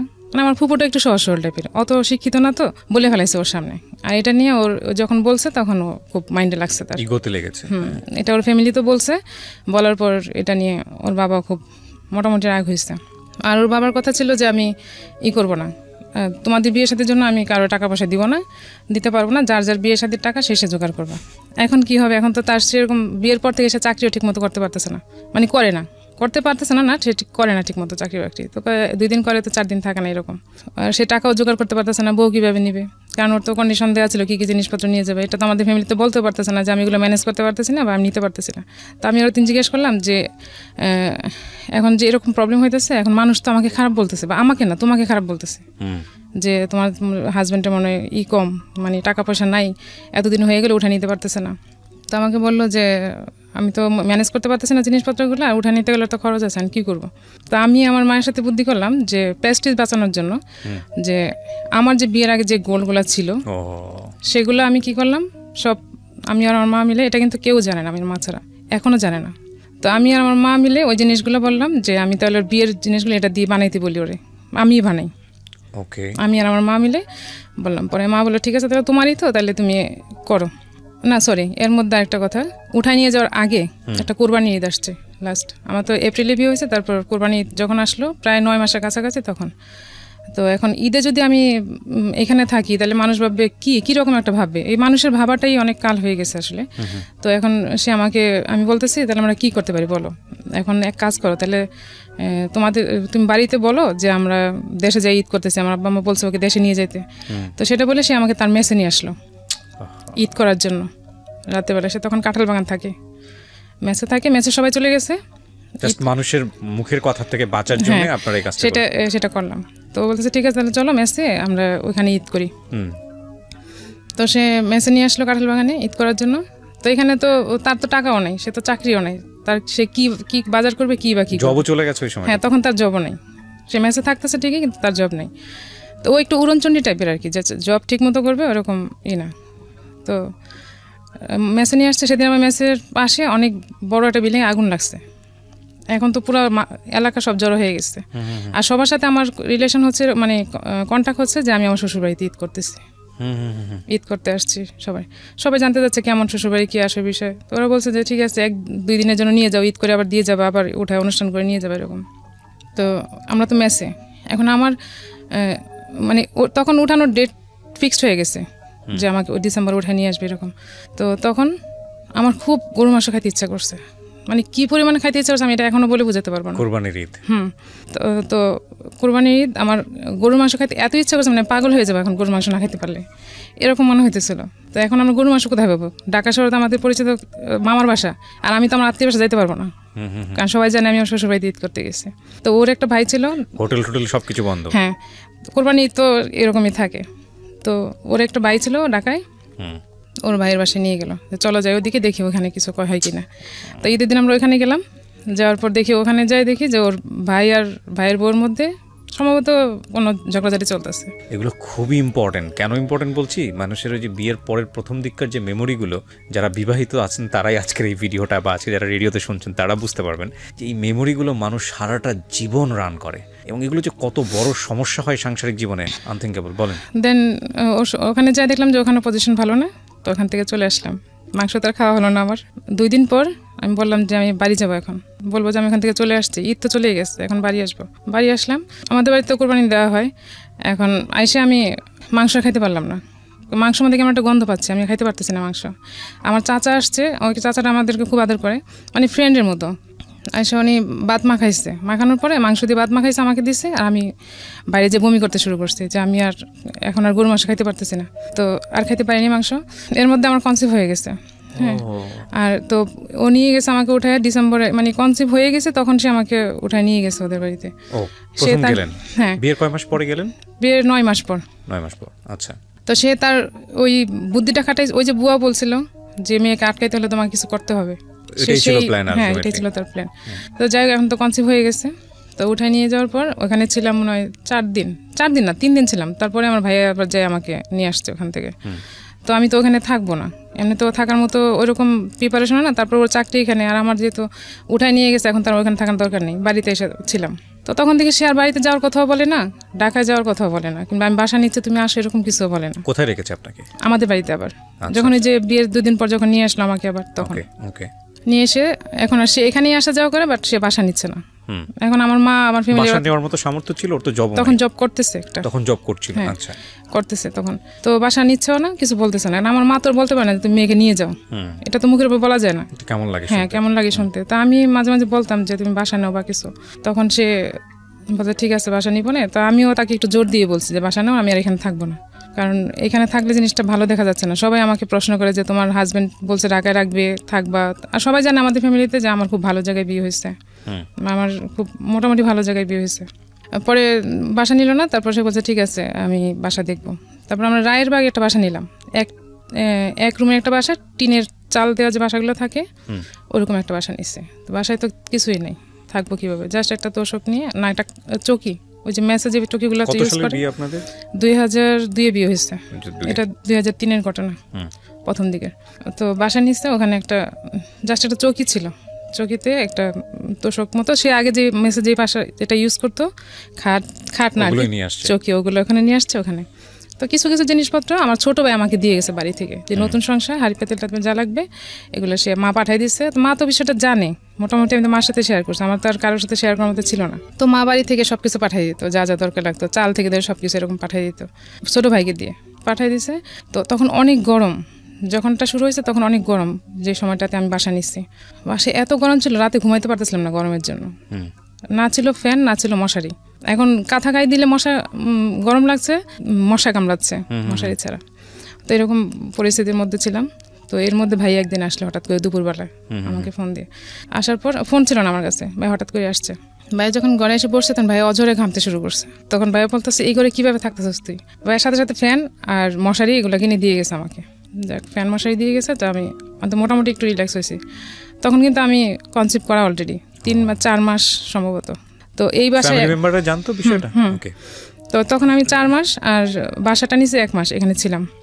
জানি এই বাসাতে আর থাকতে পারতেছি না, কি জন্য জানি না। জানি না, পরিবেশটা তো ভালো না। আর যে ঘটক ছিল, যে ওনার এক ভাই ছিল সেই এলাকাতেই কাছাকাছি, তো ওনার আবার ফ্ল্যাট বাসা ছিল, তো উনি 1 রুম সাবলেট দিছে আমাদেরকে। তো ওখানে আবার 1 মাস বাসায় ছিলাম। তো ওখান থেকে সে জব করে, আমি আপনার লেখাপড়া বন্ধ হয়ে গেছে? হ্যাঁ, তখন তো আমার লেখাপড়া বন্ধ হয়ে গেছে অলরেডি। বাসায় যখন সে আমাকে রেখে অফিসে যায়, আমি সারাদিন ঘুমাই, তখন আমি শুধু ঘুমাইতাম, আর ও রাতে আসার আগে রান্না করতাম, খাইতাম। তারপর একদিন হঠাৎ করে তার ট্রাঙ্ক থাকে না মেসের বাসায়, এরকম ট্রাঙ্ক ছিল একটা, ট্রাঙ্কের মধ্যে তার সার্টিফিকেট দেখতে পেলাম আমি। আর তার মধ্যে আবার তার বোন যখন আমাদের বাসায় ছিল, তখন আমি ওকে বলছিলাম একদিন, ওই যে আমার ভাই বলছিল যে ও লেখাপড়া কতটুকু জানে না, তখন আমি আমার ভিতরে হলো যে একটা লোক লেখাপড়া কতটুকু করে, এলাকার লোক জানার কথা, এলাকার লোক না যে তার চাচা, আইডিয়া তো থাকবে। তখন ওর বোনকে জিজ্ঞেস করেছিলাম তোর ভাই লেখাপড়া কতটুকু করছিল, তো বলছে ভাইয়া তুমি ম্যাট্রিক পাস করছে এখান থেকে, আর ঢাকায় যে লেখাপড়া করছে কিনা আমি জানি না। তাহলে জিনিসটা তো পুরোই ডাউট মনে হয়েছে। তো আমি তার সার্টিফিকেট যেগুলো দেখলাম, তার ওটুক সার্টিফিকেটই দেখছি, এসএসসি, আর বাকিগুলো দেখছি শুধু ফটোকপি। আপনি ইন্টারমিডিয়েট পাস করে বিয়ে করেছেন? হ্যাঁ, আমার ইন্টারমিডিয়েট না, আমি পাস করতে পারিনি তখন, মানে আপনি পরীক্ষা দিচ্ছিলেন এরকম পরীক্ষা, হ্যাঁ এমন মোমেন্টে পরীক্ষা হয়েছে। তো আমি সার্টিফিকেট যেগুলো দেখলাম একটাই শুধু অরিজিনাল সার্টিফিকেট দেখলাম, আর বাকিগুলো শুধু ফটোকপি করা দেখলাম ওগুলো, আর বাকিগুলো দেখিনি। তাই আমি একদিন জিজ্ঞেস করলাম যে তোমার সার্টিফিকেট একটা, বাকিগুলো কোথায়? পরে বলতেছে আছে। আমি বলতে তুমি আমার সাথে মিথ্যা কথা বলছো, তোমার সার্টিফিকেট নাই। সেই জিনিসটাকে হাসি উড়াই দিল। তো আমি এটা আমি ভাইকে বলছি, ফ্যামিলিতে বলছি যে ওইরকম লেখাপড়া করে নাই, কিন্তু বলছি লেখাপড়া করছে। পরে ভাই বলছে না আমি তোর সার্টিফিকেট দেখছি, ওই যে ফটোকপি দেখছি। ভাই তো আর জানে না যে এগুলা ভুয়া হইতে পারে, আমাদের তো এরকম টেন্ডেন্সি ছিল না যে ভুয়া জিনিস দিয়ে এরকম কিছু করতে পারে বা কিছু। তো ওগুলো ওরা বলছে যে না আমি দেখছি, ওর কাছে চাকরির জন্য অ্যাপ্লাই করছে, ওগুলো তো দেখছি। তো ওইটা আমার সাথে স্বীকার করলো না। তো এখন আর কি বলবো, এখন বেশি ছড়াইতে গেলে জিনিসটা আমার উপরই আসতেছে, কারণ আমার হাজবেন্ড, তারপর আমার এদিকে আমার বাচ্চা হবে অলরেডি, এগুলো তো আমি কারোর সাথে বলে আমার প্রেস্টিজে লাগতেছে। এখন আমিও কারোর সাথে আমিও চুপ হয়ে গেলাম, আমি আর কিছু বলছি না, যে তো জব করতেছে করুক। তো ওখানে 1 মাস ছিলাম, থাকার পরে আবার ভাইয়া বলতেছে তোদের এত প্রবলেম, তো ঠিক আছে আমি তো ঢাকায় বাসা নিব, আমি ঢাকায় থাকি, তুই এক কাজ কর আমাদের সাথে থাক দুজনেই, আর বাসা ভাড়াটা যা লাগে আমি দেবো, ওকে বল চাকরি করে যা করবে সব যেন ও এখন জমায় নিতে পারে, এখন তোদের কোনো খরচ লাগবে না, আমি থাকবো যেহেতু আমার সাথে থাকবে। তো ভাই একটা বাসা নিল, ওই বাসায় আমরা উঠলাম। তো ওই 2 মাস ছিলাম ওর সাথে বাইরের বাসায়, তারপরে এই বাসায় আসলাম। আসার পর ও চাকরি আবার চলে গেছে, ও শুধু ঘুরতেছে খাইতেছে, কারণ ভাইয়া সব করতেছে, ভাই প্রতিদিন বাজার টাজার যায়, এভরিথিং যা লাগে খুব অড লাগে না দেখতে, বিষয়টা লাগে না সেটা। এখন সে সব করতেছে, তাকে আমি বলেছি আমি জব করো চেষ্টা করবো, কিছু ও চেষ্টা তো করতেছে, না হইলে কি করবো, কারণ ও হচ্ছে গা ছেড়ে দিয়ে চলা আর কি এরকম। তো এর মধ্যে যখন আমার 8 মাস বেবি হবে, তখন হঠাৎ করে একদিন উধাও হয়ে গেছে। আমার ভাইয়ার যে ড্রয়ার ছিল টাকা রাখার, সেখান থেকে টাকা নিয়ে সে চলে গেছে। কোথায় গেছে তার কোনো খবর নেই, কারণ তখন তো মোবাইল ছিল না, আর সে কারোর সাথে যোগাযোগ করে না। যাওয়ার পর আমি এতটাই মেন্টালি অসুস্থ হয়ে গেছিলাম যে আমি এখন কি করব, মানে কাকে বলবো, কি করব। ভাইয়া ছিল, ভাইয়াকে বলছি, ভাই তো জানি যে ভাইয়ের কাছে এরকম গেছে, তখন ওরে খুঁজে পাওয়ার তো কোনো ওয়ে নেই, যে কোথায় খুঁজে পাবো কিছু। তো ওদের বাড়িতে জানানো হলো ওকে খুঁজে পাওয়া যাচ্ছে না, ওকে বাড়ি গেছে কিনা কি আসলে না, ওখানেও যায়নি, সে আমাদের সাথে কারোর সাথে যোগাযোগ করেছে না। আমি অজরে কান্নাকাটি করতেছিলাম যে আমি এরকম কখনোই দেখিও নাই, শুনিও নাই কোনো দিন, আর আমার এরকম পরিস্থিতি সে কীভাবে এরকম একটা কাজ করলো, সে কি মরে গেল, তাকে কেউ নিয়ে মেরে ফেললো, মানে এইসব চিন্তা আমার ভিতরে, যে সে নিজে থেকে পালাই গেছে কিংবা সে ইচ্ছা করে যোগাযোগ করতেছে না, এটা আমার ভিতরে, হ্যাঁ এটা আমার ভিতরে কাজ করতেছে না, করতেছে যে সে তাকে কোনো বিপদে পড়লো কিনা, কিছু হইলো কিনা, আমি এখন কি করব, এরকম অজরে কান্নাকাটি করতেছি। প্রায় 15 দিন পর, মেবি 15 দিন না 12 দিন পর সে যোগাযোগ করলো। যোগাযোগ করে সে, তখন তো তাকে পাওয়াটা হয়েছে আমাদের কাছে সবচেয়ে বড় ইস্যু, যে তাকে খুঁজে পাওয়া গেছে এটা। সে আসলো বাসায়, তো ভাইয়া তার সাথে রাগ করে কথা বললো না। তো আমি জিজ্ঞেস করলাম কই গেছিলাম, কি করছো? পরে বলে যে চাকরি খুঁজতেছিলাম, চাকরি খুঁজতেছে সেই, মানে কিছু বললে সেটাকে এড়াই যেত। তো এটা তো আমাকে না বললে আমি জানবো না সে কোথায় গেছিলো, কি করতেছিল। তো গেল, ফার্স্ট টাইম এটা গেল। তারপর আমার মেয়ে হলো, সিজারে হলো মেয়ে। তারপর মেয়ে হওয়ার পরে তার কাছে, তখন তো তার কাছে কোনো টাকা পয়সা নেই, চাকরিও নেই, সব কিছু আমার ভাইয়া করলো আর মামা করলো, মানে হসপিটাল যত খরচ আসছে এভরিথিং সব কিছু করলো। ইভেন তাকে গাড়ি ভাড়া পর্যন্ত আমরা ফ্যামিলি থেকে দেওয়া হয়েছে। তো সব কিছু করার পর ওদের ফ্যামিলি থেকে যেদিন আমি হসপিটালে ভর্তি হব, সেদিন আমি ওর ফ্যামিলিতে সবাইকে বলছি যে আমার জন্য দোয়া করতে, কিংবা কী হবে আমি তো জানি না, কি হইতে পারে না হইতে পারে। ওরকম মোমেন্টে আমি দোয়া নেওয়ার জন্য সবাইকে ফোন দিছি। ফোন দেওয়ার পর ঠিক আছে যাও, কথাবার্তা হয়েছে। কিন্তু হসপিটালে থাকা অবস্থায় আমি যে কয়েকদিন ছিলাম, একটা লোক আমাকে একটা ফোন দেয়নি যে তুমি কেমন আছো, কি আসো এই বিষয়, বা বাচ্চা কেমন আছে, তোমার শরীর কেমন আছে, কেউ না। ওর সাথে কথা হয়েছে হয়তো বা, আমি জানি না, ও ফোন দিলে হয়তো কথা হয়েছে, বলে যে কথা হয়েছে, জানাইছি বাড়িতে। তো যা কথা হয়েছে, এখন ওরা আর আসে না কেউ দেখতে, যে মেয়ে হয়েছে নাতিন হয়েছে যাই দেখতে যাই। তো আমার কাছে মনে মনে ভাবছি যে আমার শ্বশুর মেয়ে পছন্দ করে না, সম্ভবত ওর মেয়ে হয়েছে দেখে সে খুশি না, সেজন্য বোধহয় আসে না। তো আমি বাসায় আসার পর বললাম যে ওনারা কেন আসে না, সবাই তো প্রশ্ন করে যে দাদা দাদি কেন আসতেছে না দেখার জন্য। তো বলতেছে বাড়িতে ঝামেলা, লোক থাকার লোক নাই, কিছু না, এখন ওরা তো গরু টরু পালে, এই জন্য আসতেছে না। আচ্ছা আসবে না পরে। তো এরকম করতে করতে ওর দাদি আসলো, মানে আমার শাশুড়ি আসলো সম্ভবত 3 মাস পর, এরকমই হবে, 2.5-3 মাস পর, আমার ঠিক মনে নেই। আসার পর সে ছিল উনি ছিল আমাদের বাসায়, তখনও সে আমাদের বাসা থেকে থাকতেছে। এর মধ্যে সে আবার একদিন পালাই গেছে, ওর মা থাকা অবস্থায় আবার চলে গেছে কোথায়। এখন আমার শাশুড়িও কাঁদে, আমিও কাঁদি, মানে একই অবস্থা। শাশুড়ি বলতেছে আমি তো আগে ভাবতাম যে হয়তো তোমার সাথে ঝগড়া টগড়া করে গেছে বা কিছু হয়েছে আগে যখন গেছে, কিন্তু এখন তো দেখলাম সে ভালো মানুষ, ঘর থেকে গেল, এখন কেন এরকম করতেছে, কি জন্য গেল, কোথায় গেল, কোনো খোঁজ খবর পাওয়া যাচ্ছে না। মানে আমি তাহলে এক কাজ করি, বাড়ি যাই আমি কবিরাজ টবিরাজ দিলে দেখি যে ও কোথায় আছে, কিছু পাওয়া যায় কিনা, মানে হঠাৎ করে হারিয়ে যাচ্ছে। হ্যাঁ এরকম যায়। তো এই যে কান্নাকাটি করি, খুঁজে পাওয়া যাচ্ছে না, ফোন টোন নাই। তো এর মধ্যে আবার সে একজনকে বললো যে ফোন দিয়ে বললো যে আমার সাথে কন্ট্যাক্ট করার জন্য, যাতে আমি তাকে খুঁজে নিয়ে আসি। তার একটা পাওয়ার থাকবে যে আমি তাকে খুঁজে নিয়ে আসছি, ঠিক আছে। তো আমি আর আমার ছোটো ভাই আর আমার মেয়ে ছোট তখন, তাকে নিয়ে আমি গেলাম তাকে নিয়ে আসতে। তো সে নাকি ওখানে একটা জায়গায় মেসে ছিল, থাকার পর তাকে ওখান থেকে নিয়ে আসলাম যে তুমি এখানে কেন ছিল, যে জব টপ খুঁজতেছিলাম, পাচ্ছি না, এখন চলতে পারতেছি না কি, মানে যখন পিঠ দেওয়ালে ঠিক আছে আর চলতে পারে না, তখন সে বাসায় চলে আসে। তখন সে বাসায় নিয়ে আসলাম, আবার সে বাসায় আসলো, আবার একটা জব নিল, জব করতেছে। করার পর এখন আমার মা আসছে একদিন। তো আমার মা আবার গ্রামীণ ব্যাংক থাকে না, গ্রামে যে এনজিও থেকে টাকা লোন নেয়, ওরকম থেকে ওখান থেকে 20,000 টাকা উঠাইছে, উঠায় নিয়ে আসছে। পরের দিনে আমার বাসায় আসছে, কাকে যেন টাকাটা দিবে, তা মা আর বাড়িতে রেখে আসে নাই, কেউ ছিল না বাড়িতে, টাকাটা নিয়ে আমাদের বাড়িতে আসছে। নিয়ে আসার পর মা আমার কাছে দিছে ব্যাগটা, যে তুমি রাখো এটা ব্যাগে, পরে আমি যাওয়ার সময় আবার নিব। তা আমি মার ব্যাগটা সই ওয়ার্ড্রোবের সাইডে যে পার্ট থাকে ওইটার মধ্যে ঝুলে রাখছি ভিতরে। তো ভালো মানুষ, সকালে নাস্তা খাইছে, খাওয়া দাওয়ার পর বেরোয় গেছে। হঠাৎ করে কেন জানি মনে হয়েছে আমার যে ব্যাগটা দেখি, তো সাথে সাথেই ও যাওয়ার পর হাত দিয়ে দেখি টাকা নেই, সে টাকা নিয়ে আবার চলে গেছে। তো সাথে সাথে আমি পায়ে স্যান্ডেল নাই, কিচ্ছু নেই, আমি দৌড়ে রাস্তায় গেছি। যাওয়ার পর দেখি ওই রাস্তায় ও নাই। দুইটা রাস্তা, যে ও তো কোন দিক থেকে অফিসে যাবে, হয় দুইটা রাস্তা দুই দিকের একদিক থেকে যাবে। তো আমি উল্টা দিয়ে গেছি, যাই দেখি যে ওইখানে নাই। পরে ফিরে আবার আমি একদম দৌড়ে এসে আবার আরেকটা জায়গায় আসছি, আমার বাসার কাছে যে জায়গাটা, ওখানে আসছি। এসে দেখি সে ওখানে বাসে উঠবে দাঁড়িয়ে আছে। তারপর আমি ওরে ধরে নিয়ে আসলাম বাসায়। আসার পরে মা বলতেছে তোমাকে এখন পিটাবো, মারবো। মা অনেক রেগে গেছে যে তুমি এগুলো কী শুরু করছো, কী হয়েছে তোমার, তুমি এরকম টাকা টোকা নিয়ে তুমি পালাই যাও কদিন পর পর, এগুলো কোন ধরনের সিস্টেম। তো সে কিছু বলে নাই, সে বলতেছে ও ভাবছে এটা আমার টাকা, তাই সে আমার কাছ থেকে নিয়ে গেছে। কারণ সে 4-5 দিন আগে বেতন পাইছে, আমাকে টাকা দিয়েছে, বেতনের টাকা, সেই টাকা ভাবছে। এটা সত্য না? না, এটা সত্যই। সে ভাবছে আমার টাকা, সে টাকা নিয়ে যায়, যার টাকাও সে তো আমাকে দিছে, আমাকে দিলে আমার টাকা তো সে দিছে, তার তো না বলে নিয়ে যাওয়ার কোনো রাইট নেই এখান থেকে, সে তো চুরি করে নিয়ে গেছে এটা। তো নিয়ে চলে গেছে, কিন্তু সে আমাকে এত টাকা দেয়নি যে সে এত টাকা নিয়ে গেছে। সে ভাবছে যে এটা আমার টাকা ছিল, 20,000 টাকা ছিল ওখানে। তো টাকা রাখা হয়েছে, যাক, তারপর আবার সে চলতেছে।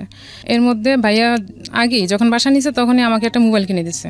আমি লজ্জাজনক না যে শাশুড়ির ইয়ে থেকে সে টাকা চুরি করে, সেটা লজ্জাজনক, ভয়ঙ্কর লজ্জাজনক। আপনি দেখেন এখানে গল্পগুলো ভাবে বলা হচ্ছে, যে গল্পগুলো পুরো জীবনের গল্প, এখানে প্রায় এক যুগের সংসারের গল্প বা যাই বলি না কেন, এখানে খুব ছোট ছোট করে আনা হচ্ছে।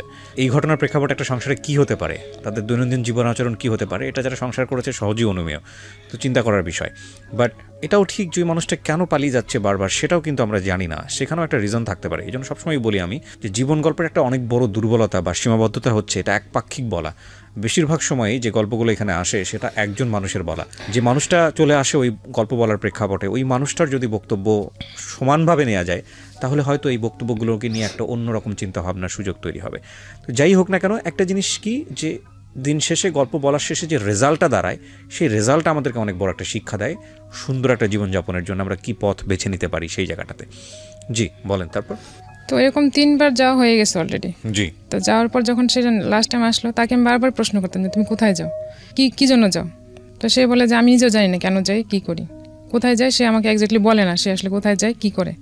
তো এর মধ্যে যখন বাসায় আসলো, তখন বাই দ্য ওয়ে একদিন কথায় বেরোলো যে ওই যে মেয়ে মহিলা যে আমাকে দেখতে আসছিল মেসে, বউ, যখন আমি ফার্স্ট টাইম গেছিলাম, আর চিঠি, সেই চিঠি ওই মহিলার, তার সাথে নাম কি পারুল ছিল? হ্যাঁ, ওই মহিলার নাম ছিল পারুল।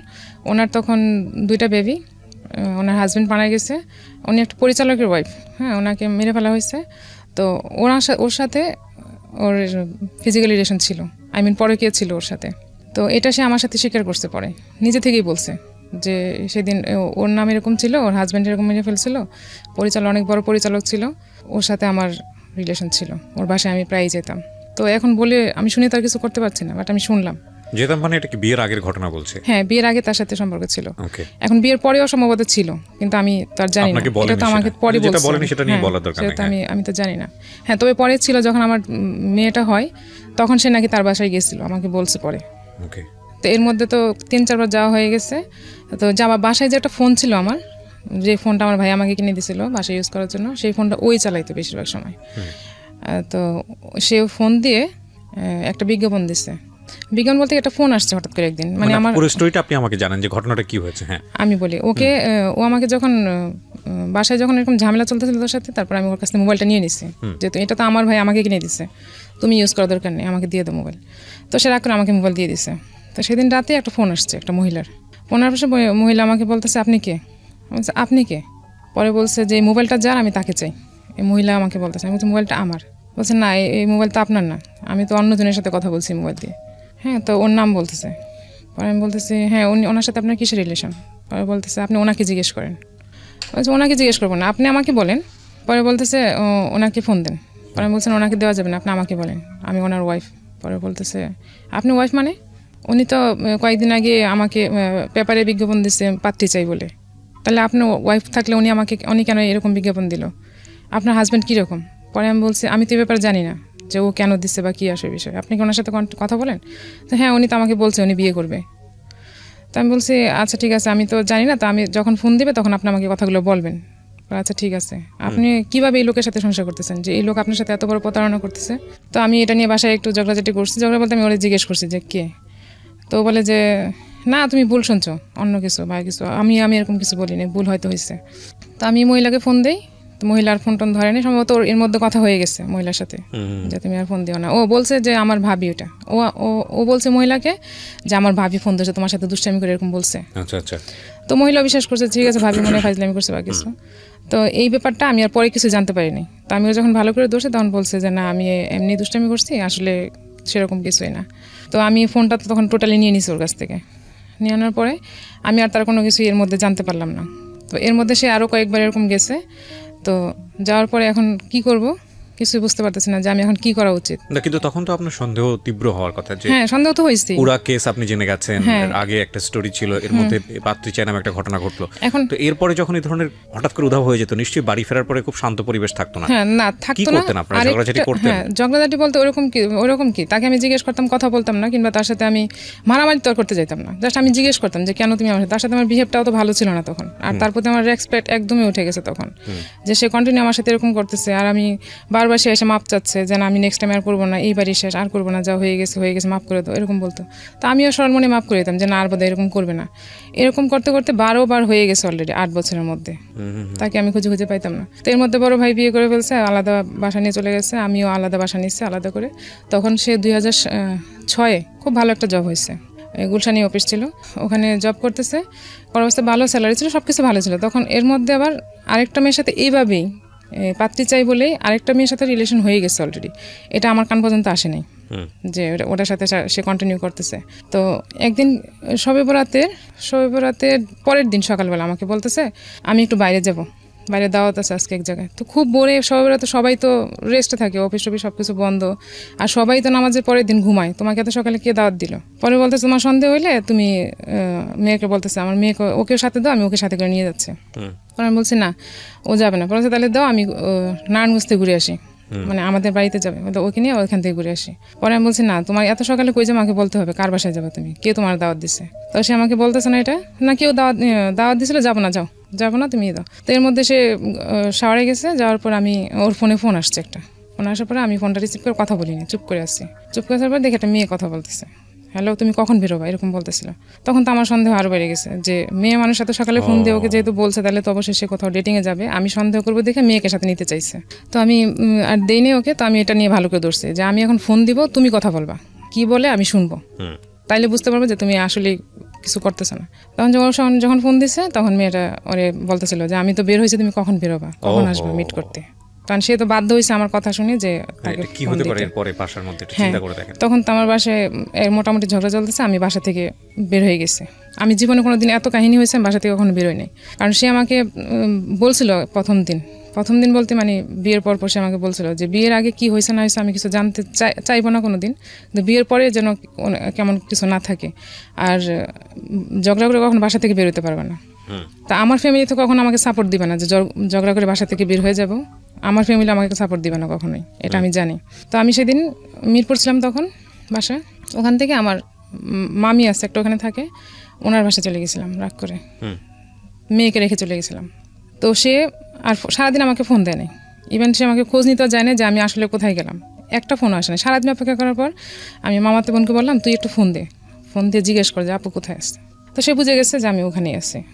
তো সে উল্টা ওকে বলে দিছে যে আমি এখন মেয়েকে নিয়ে ঝিনাইদহে চলে যাব, ওরে ওখানে রেখে এসে আমি যা করার করব। মানে সে আমাকে ভয় দেখাচ্ছে মেয়ে, মানে এটা আমার দুর্বল পয়েন্ট, সে খুব ভালো করে জানে। তো সে মেয়েকে দূরে নিয়ে চলে যাবে, তাহলে তো আমার সাথে দেখা হবে না, কারণ মেয়েকে ছাড়া থাকতে হবে। তো আমি আবার রাতে একাই চলে আসছি বাসায়, এসে আমি আর ওর সাথে কথাটা তো বলিনি, ওরকমই চলতেছে, শান্ত পরিবেশ, ওর সাথে কোনো ওরকমই হইতেছে না। তারপর আমি ওই মেয়েটার নাম্বারটা নিলাম, নেওয়ার পর আমি একজনকে লাগাইলাম যে মেয়েটা কে, তাকে বের করতে। তো মেয়েটাকে সে এরকম কথাবার্তা বলে মেয়েটার ডিটেলস বের করছে। বের করার পর সে একদিন ওই মেয়ের সাথে দেখা করতে যাবে, মানে আমার হাজবেন্ড দেখা করতে যাবে। সেদিন সেও বলছে, ওই মেয়েটাও বলছে যে ও কার সাথে দেখা করতে যাবে, কখন দেখা করতে যাবে। তো সেই অনুযায়ী আমিও গেছি, সে মৌচাকে আসবে দেখা করতে মেয়েটা, আমিও গেছি। তো যে লোকটাকে আমি লাগাইছি সেও আমাকে লোকেশন দিছে, সে অমুক জায়গায় ওরা বসছে, আপনি যান। তো আমি যখন মেয়ে ছোট, মেয়েকে নিয়ে গেছি, তো আমি আবার মৌচাকে ড্রেস বানাতাম তখন, তো ওখানে গেছি। যাওয়ার পরে এখন ও আমাকে দেখে ফেলছে দূরে থেকে, আমি ওকে দেখার আগে ও আমাকে দেখে ফেলছে। আমাকে দেখে সাথে সাথে ওরা দুজনে দুই ভাগ হয়ে গেছে, ভাগ হয়ে পরে চলে আসছে। তো আমি দেখি নাই, কিন্তু আমি যাকে লাগাইছিলাম ওদের বের করার জন্য, সে আমাকে বলছে ও তো ওই ব্যাংকের গলিতে ছিল, আপনি দেখেন নাই কেন। পরে যাই হোক আমি আন্দাজে ওকে বলছি এসে যে তুমি ওখানে কি করতে গেছো, কি জন্য গেছো, তুমি তো ওখানে যাওয়ার কথা ছিল না, তুমি কার সাথে ছিলা। ওই মেয়েটার নাম, মেয়ের বয়স কত তখন? তখন সে ছোট, তখন তার বয়স হবে 3 বছর হবে। তখন আপনার সংসারের বয়স সর্বসাকুল্যে 3.5 থেকে 4 বছর। হ্যাঁ, 4 বছরে তো যতগুলো আপনি এভিডেন্স পেয়েছেন, মানে আপনার কথা যদি সত্য হয়ে থাকে, তাহলে এই 4 বছরই তো আপনার সিদ্ধান্ত নিয়ে ফেলার কথা যে ওই যে আমি কি করব, আমার মেয়েটা বাবা ছাড়া হবে, এই জিনিসটা আমার মেয়েটার, এটা আমার বেশি ভিতরে কাজ করছে। আজকে যে গল্পটা এখানে প্রচার করছি, এটা শুধু একজনের স্টোরি না, এটা অনেক কমন একটা স্টোরি, অনেক কমন একটা স্টোরি। আমরা আমাদের সন্তানদের জন্য কত বড় স্যাক্রিফাইস করি সেটার একটা স্টোরি। বাট প্রশ্ন হচ্ছে যে এই স্যাক্রিফাইসের রেজাল্টটা কি দাঁড়ায়, এবং বিশেষ করে সন্তানদের কথা ভেবে আমি সবসময় আপনাদেরকে যে কথাটা বলি, রেডিওতে যারা শুনছেন, একই সাথে যারা ইউটিউবে দেখছেন, যে যখন সন্তান দুনিয়াতে চলে আসে তখন আসলে আর নিজের ব্যক্তিগত চিন্তাভাবনা করার সুযোগটা সেকেন্ডারি হয়ে যায়, নট সেটা ম্যান্ডেটরি। কজ আপনি একটা মানুষকে পৃথিবীতে নিয়ে এসছেন with the name of almighty Allah, তো সেই মানুষটাকে আপনি, সে তো আপনার আদ্যপান্ত জেনে আসেনি, হ্যাঁ, তাকে আপনি নিয়ে আসার প্রসিডিউর মেনটেন করেছেন বলেই সে দুনিয়াতে এসছে। তার লাইফের রেসপন্সিবিলিটি কিন্তু আপনার, এবং আপনি কতটা ভালো থাকলেন, কতটা মন্দ থাকলেন, সেটা আসলে তার লাইফের ওপরে যেন কোনোভাবে ইফেক্ট না করে। সো ওই জায়গাটা থেকে বাবা মারা অনেক বড় স্যাক্রিফাইস করেন, অনেক বড় স্যাক্রিফাইস করেন। মূল কথা হচ্ছে যে স্যাক্রিফাইসেরও তো একটা এন্ডিং পয়েন্ট আছে, যে এর বেশি আর করা যায় না। তো যখন একটা মানুষ বুঝেই যায় যে একটা মানুষের সঙ্গে সারা জীবন থাকা মানে হচ্ছে সেটা সন্তানেরও ক্ষতি, কিংবা আমার তো ক্ষতি পরেই অবশ্যই আছে, তাহলে সেটা কত লেভেল পর্যন্ত স্যাক্রিফাইস হতে পারে, সেটা একটা বড় প্রশ্ন। আজকের এই জীবন গল্পের ডাইমেনশনটা হচ্ছে এই জায়গাটাতে, যে কারণেই আপনাকে আমি প্রশ্নটা করছিলাম। বলুন, তারপর কি হলো? তারপর আমার চিন্তা এটাই ছিল যে আমার মেয়ে, ও যখন বাড়ি থেকে আসতো, পায়ের শব্দ যখন পেতো, সে দৌড়ে বুঝতে পারতো যে সে বাবা, খুব স্বাভাবিক, বাবা তো বাবা, সে অনেক দূর থেকে এটা বুঝতে পারতো, বলে যখন বুঝতে পারতো তখন সে দৌড়ে বাবা বলে চিল্লে বাইরে যেত। আর এই জিনিসটা আমার সবসময় ভিতরে কাজ করতো যে ও কাকে বাবা ডাকবে, এই জিনিসটা আমি মানতে পারতাম না। যখনই কোনো ডিসিশন নিতে চিন্তা করতাম তখনই ভাবতাম যে আমার মেয়েটা তো বাবা ছাড়া হবে, সে তো বাবা ডাকতে পারবে না। এইটা ফ্যামিলির সন্তানরা আসলে জানে যে এটা আসলে কতটা পেইনফুল। বাবা মায়ের মধ্যে সম্পর্ক যেটাই থাকুক না কেন, এটা তো আসলে তাদের জানার কথা না, কিন্তু বড় হয়ে ওঠার জায়গাটাতে আসলে বাবা এবং মা দুজনের খুবই প্রয়োজন একটা সন্তানের, এবং সেটা যারা বড় হয়েছে তারা আসলে ফিল করে যে এটা আসলে বাবার কোনো সাইডের কারণে যদি বাবা দূরে থাকে, কিংবা মার কোনো সাইডের জন্য যদি মা দূরে থাকে, সেটা সেই জায়গা থেকে তাদের প্রবলেম। কিন্তু কাঠামোগত দিক থেকে তো একজন বাবাকে প্রয়োজন হয় নিজের জীবনে, মাকে প্রয়োজন হয়। ছোটোবেলাটা বলি, বড়োবেলাটা বলি, যেটাই বলি না কেন, সেই জায়গায় যে মিসিং, প্রতিনিয়ত যে মিসিং। কোনো সন্তানের হয়তো বাবার প্রতি ভয়ঙ্কর ক্ষোভ থাকতে পারে, কোনো সন্তানের হয়তো মায়ের প্রতি ভয়ঙ্কর রকমের ক্ষোভ থাকতে পারে, কিন্তু ওই জায়গাটা তো ব্ল্যাঙ্ক। ওই ব্ল্যাঙ্ক জায়গাটা যে কত কষ্টকর, এটা যে বড় হয়েছে সেই হয়তো বা জানে। জি, আপনিও চিন্তা করছিলেন। হ্যাঁ, তারপর সে আবার তখন তো প্রায় 4 বছর, মেয়ে 3.5 বছর না, 4 বছর হয়নি তখনও, 3.5 বছর এরকম হবে। তো আমি ওকে একটা স্কুলে ভর্তি করলাম। এর মধ্যে ওই যে মেয়েটার কথা বললাম, মেয়েটার বাড়ি ছিল বরিশাল, সে নাকি ওখানেও গেছে।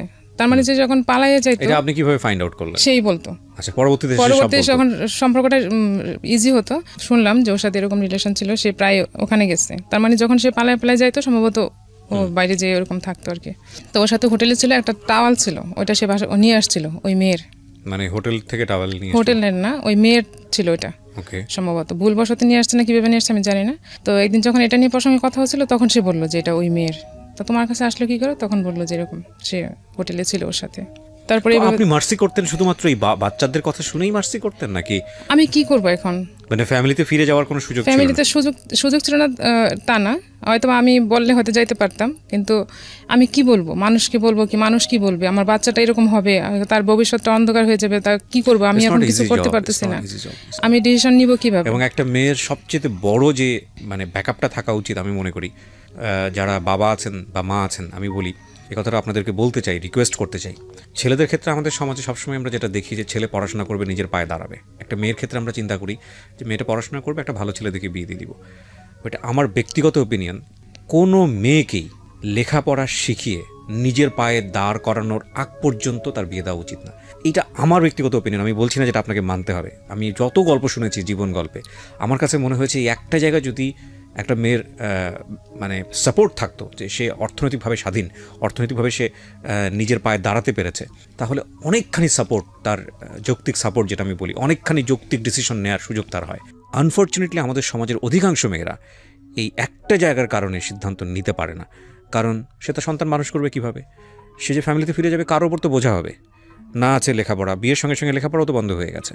এবং এটা যে কত ভয়ঙ্করতম স্যাক্রিফাইস, কত ভয়ঙ্করতম যুদ্ধ প্রত্যেকটা মোমেন্টে সংসারের মধ্যে। যে মানুষটাকে আমি পছন্দ করি না, থাকতেই পারে, এমন হতে পারে ওনার হাজব্যান্ডের জায়গা থেকে ওনার প্রতি 100টা কমপ্লেন আছে, বাট প্রবলেম যে দুজনের জায়গা থেকেই ছিল, এটা তো সত্য। দেখেন, একটা মানুষকে আপনি পছন্দ করেন না, তারপরও ঘন্টার পর ঘন্টা, মাসের পর মাস ওই মানুষের সঙ্গে থাকতে হচ্ছে, আপনাকে থাকতে বাধ্য করা হচ্ছে, because of this and this is not life, definitely this is not life. তারপর কি হলো? তারপর যখন ওই মেয়ের সাথে সম্পর্কটা অনেক ডিপলি চলে গেছে, তখন এটা নিয়ে আমার ফ্যামিলিতে মানে ওর সাথে আমার অনেক ঝগড়া হচ্ছিল। তখন মানে খুবই খারাপ অবস্থা চলে আসছে তখন, যে আর তো সহ্য করা যাচ্ছে না, তুমি এরকম করতেছো, এটা আমি আর নিতে পারতেছি না। তখন সে আবার আমাকে ব্যস্ত রাখার জন্য, আর সে আবার আগের অবলম্বন, মানে আবার আমি কনসেপ্ট করলাম, আমার ছেলে আসলো পেটে, আমি বুঝতে পারিনি আসলে। মানে আপনি যখন একটা সিদ্ধান্ত নেবেন তখন আপনাকে ধরে রাখার জন্য, তখন সে আবার সে আমাকে পরে বলতো যে আসলে তোমাকে ব্যস্ত রাখতে চাইছি যাতে আমার দিকে নজর দিতে না পারো, এরকম বলতো। তো যাই হোক, ছেলে কনসেপ্ট করার সাথে সাথে আবার তারও একটা ভালো জব হলো। তখন একদম সেই মাসেই তার একটা ভালো জব হয়েছে, একটা ফরেন ব্যাংকে জব করতো। তখন অফিস থেকে গাড়ি টাড়ি সব কিছু দেওয়া হয়েছে, তার এক্সপিরিয়েন্সের উপর তার জবটা হয়ে গেছে। তো ওখানে ভালো চলতেছিল, খুবই ভালো ছিল তখন 2 বছর। কিন্তু ওই মেয়েটার সাথে কন্টিনিউ ছিল তার, আমি হয়তো কখনো জানতাম না, বুঝতে পারিনি। কিন্তু আমি তখন তো ব্যস্ত, সন্দেহ করতেন, তীব্র সন্দেহ করতেন, সন্দেহ তার ভিতরে ছিল। কিন্তু যখন একটা পর্যায়ে সে মোটামুটি জব করতেছে, সবকিছু করতেছে, তখন আমার এত সন্দেহ ছিল না তার প্রতি। মানে আমি তাকে বিলিভ করতাম এইভাবে যে না, সে ভুল করছে, ক্ষমা চাইছে, বাস সে ঠিক হয়ে গেছে। এরকম করে করে আমার সবগুলোই ভুল হয়েছে তার। তো তখন আমার 2টা বাচ্চা, আমি 2টা বাচ্চা নিয়ে ব্যস্ত। তখন সে আবার অফিস থেকে ভালো সাপোর্ট ভালো হচ্ছিল, সব কিছু ভালো। তখন সে গাড়ি কিনলো একটা অফিসে, গাড়ি কিনে গাড়ি ভাড়া দিল, যে ওর অফিসের গাড়ি দিয়ে আমরা চলাফেরা করি, আর ছুটির দিনে আমাদের গাড়ি আমাদের থাকে, আর এমনিতে ভাড়া দিয়ে রাখছি। অর্থনৈতিক অবস্থা তো ভালোই ছিল, আমার আর কোনো টেনশন হচ্ছিল না। মেয়ে স্কুলে ভর্তি হলো, তখন ছোট, প্লেতে ভর্তি হয়েছে কেবল, আর ছেলেটা তো মাত্র হাঁটেও না, তখন ছোট। এর মধ্যে একদিন হঠাৎ করে সে কী প্রিপারেশন নিচ্ছে আমি জানি না, বাসা চেঞ্জ করতে বললো। বাসা চেঞ্জ করে পাশেই একটা বাসা নিলাম, তখন আমি রামপুরাতে ছিলাম, পাশে একটা বাসা নিলাম। তো বাসা নেওয়ার পর তার ভাই ছিল ঢাকায়, তখন বড় ভাই, মানে আমার ভাসুর ঢাকায় ছিল। উনি দেখলাম হঠাৎ করে আমাকে মানে মাসের বাজার একসাথে করতেছে, সব বাজার টাজার করে নিয়ে আসছে। তো আমি বলতেছি এত বাজার একসাথে কেন? তো আমার হাজব্যান্ড বলতেছে আমি কয়দিনের জন্য অফিসে বাইরে যাব, বাজার টাজার করতে পারবো না, তাই তোমার সব বাজার একসাথে করে দিয়ে যাচ্ছে। ওকে, ঠিক আছে। তো সে কী করলো, তার যে বস অফিসের, তো সে ব্যাংকে তাকে চেক দিল ব্যাংক থেকে টাকা ওঠানোর জন্য। সম্ভবত এটা 14 লাখ টাকা হবে, মেবি না 9 লাখ টাকা, আমি ঠিক জানি না, অ্যাকচুয়াল টাকা কত জানি না, কিন্তু অফিস থেকে বলা হয়েছে 14 লাখ, আর ও বলছে 9 লাখ টাকা। ওকে চেক দিছে, সে গাড়িতে করে গেছে ব্যাংকে, যাওয়ার পর সে টাকা উঠায়, সে ওই ব্যাংকের ওই দরজাতে না বেরোয়, অন্য গেট দিয়ে বেরোয়, সে অন্য জায়গায় চলে গেছে। এটা আমি আর বুঝতে পারিনি যে সে এই ধরনের কাজ করতে সে যাচ্ছে, আর তার ভাই তাকে হেল্প করতেছে, বড় ভাই। যে পরে রাতে বাসায় আসে না, হঠাৎ করে আমি তাকে ফোন দিই, ফোন বন্ধ। যে তুমি কই, আমি কীভাবে খুঁজবো? তার অফিসে তো খুঁজবার কোনো ব্যবস্থা আমার কাছে নেই, ফোন নাম্বারটা আমার এরকম ছিল না। অফিসে একদিন গেছি আমি, বাট আমি ফোন নাম্বার আমার কাছে নেই। তো তার ভাই বলে না, পরের দিন ওকে অফিস থেকে আমাদের বাসায় খুঁজতে আসছে, ওই বাসায়, আগের যে বাসায় ছিলাম সেই বাসায়। ভালো চলতেছে, সবাই জানে আমি গাড়িতে করে বাড়িতে যাই, খুব ভালো আছি। কিন্তু আমাকে দেখলে কেউ বিশ্বাস করতে চায় না যে আমি অনেক ভালো আছি, কারণ আমি তখন অনেক অন্যরকম হয়ে গেছিলাম, মানে খুব একদম শুকায় অনেক চিকন হয়ে গেছিলাম। মানে আমাকে দেখলে অনেকে বলতো যে তোমাকে দেখলে তো মনে হয় না হ্যাপি, মানে যারা আমাকে খুব পছন্দ করতো আর কি, তারা বলতো যে তুমি তো, তোমার দেখলে তো মনে হয় না তুমি অনেক হ্যাপি। পরে আমি আবার প্রতিবাদ করতাম এইভাবে যে মানুষের গায়ে মাংস থাকলে কি হ্যাপি হয়? যাই হোক চলতেছিল ভালো। তো টাকা সে তো মেরে চলে গেল। ওইখান থেকে মামলাও হয়েছে অফিস থেকে। তো অফিস থেকে লোক এসে তার বাসায় খুঁজে পায়নি, কারণ বাসা তো অলরেডি ছেড়ে দেওয়া হয়েছে। বাসা যে বাসায় অ্যাড্রেস দেওয়া ছিল ওগুলো ছেড়ে দেওয়া হয়েছে বাসা। তার এরকম প্ল্যান ছিল বলেই বাসাটা ছাড়া হয়েছে সম্ভবত। অফিসে আমাদের যে গাড়িটা ছিল ওইটা ওই অফিসে ভাড়া দেওয়া ছিল। এই টাকাটা চুরি করার কি কোনো প্রয়োজন ছিল? মানে আপনার বাড়িতে তো এখন সবকিছুই ছিল। হ্যাঁ, এখন ওই যে সে গাড়ি কিনছে, গাড়িটার যে লোন ছিল সে ওটা হাঁপায় উঠতেছিল। আমি গাড়িটা কেনার জন্য কি আপনি কোনো চাপ দিয়েছিলেন? না, আমি তাকে বারবার বলছি গাড়ি কেনা না। সে এটা এখনো স্বীকার করে যে আমি তাকে ওগুলা নিষেধ করছিলাম, আর এগুলা না করলে সে ভালো থাকতো, হয়তো এরকম হইতো না। তো সে আমাকে গাড়িটা যখন ভাড়া দিছে তখন গাড়িটার লোন প্রচুর হয়ে গেছে, কিন্তু তার সেরকম গাড়ি কেনার মতো পজিশন এখনো হয় নাই। সে কেন এত বড় রিস্ক নিতে গেল? লোন নিয়ে কেন গাড়ি কিনতে হবে এত? আমি বারবার এই কথাটা বলতাম যে লোন নিয়ে কেউ গাড়ি কিনে না। গাড়ি কিনলে অনেক পরে, যখন বাড়ি হবে সব কিছু হবে দেন তুমি গাড়ি কিনবা। গাড়ি তো আমাদের এখন প্রয়োজন নেই। তো সে কথাটা শুনে নেয়, সে যা বলতো তাই করতো তার মতো করে, সে কারোর বুদ্ধি নিত না। তো গাড়ি কেনার পর তখন সে লোন টোন মানে একটু বেশি হয়ে গেছে, আর আমি জানতাম না সে কোত্থেকে লোন নিত, কী করতো না করতো, এগুলো সব আমার বুঝতে হতো না। এবং সে এমনও হয়েছে আমার নামে একটা লোন নিচ্ছে সে। তো সে যখন এখান থেকে চলে আসলো, অফিস তাকে আর খুঁজে পেল না, ওই পেপারে বিজ্ঞাপন দিল তার সম্পর্কে। হ্যাঁ, তার ছবি দিয়ে পেপারে দিল যে তাকে ধরিয়ে দাও। হ্যাঁ, ধরিয়ে দিন। হ্যাঁ, এখন তারা ধরিয়ে দিন এরকম বিজ্ঞাপনের আগে কি আপনার সঙ্গে যোগাযোগ করেছে, নাকি আপনি জানলেন কবে সে কোথায় পালিয়ে আছে? আপনার সঙ্গে যোগাযোগটা করলো কবে? আমি তো আমার সাথে যোগাযোগ হয়েছে অনেক পরে, তাই 15 দিন হবে। আচ্ছা, তার মাঝখানে কি পত্রিকায় বিজ্ঞাপন চলে গেছে নাকি তারও পরে? না, বিজ্ঞাপন সাথে সাথে চলে গেছে, 2 দিন পরে। হ্যাঁ, যখন বিজ্ঞাপন চলে আসছে তখনই আমার কানে আসছে যে সেই ঘটনা ঘটাইছে। ওকে, তখন আমি বুঝতে পারছি সে এরকম কিছু করে তারপরে গেছে। সেটা তার বাড়ি থেকে ফোন দিয়ে তখন ওর বড় ভাই বলছে। আপনি নিজের চোখে দেখেছেন তাকে ধরিয়ে দিন? আমার কাছে আছে, এটা এখনো আছে, পেপার কাটিং আমার কাছে এখনো আছে। আমরা যেহেতু এটা ইনভেস্টিগেটিভ শো না, সুতরাং আমরা চাই না কোনো মানুষের পরিচয় এখানে রিভিল হোক, কারণ আমাদের আসলে কে কি ভুল করেছে সেটা আইডেন্টিফাই করার কোনো উদ্দেশ্য না।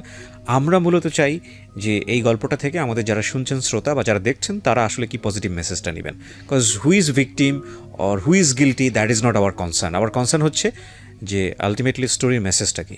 বলেন। তারপর চাকরিতে চলে গেল, এখন তার চাকরি নেই। সে ওই 9 লাখ না 10 লাখ টাকা নিচ্ছে, সেই টাকা নিয়ে সে বাইরে আসছে। এখন টাকা দিয়ে কি করতেছে আমি জানি না, আমি তার কখন টাকা দেখিও নাই। তো যখন ফ্যামিলিতে তো জানাজানি হয়ে গেল, এরপর তার গোপন করার কিছু নেই। এখন তার গোপন রাখার কিছু নেই।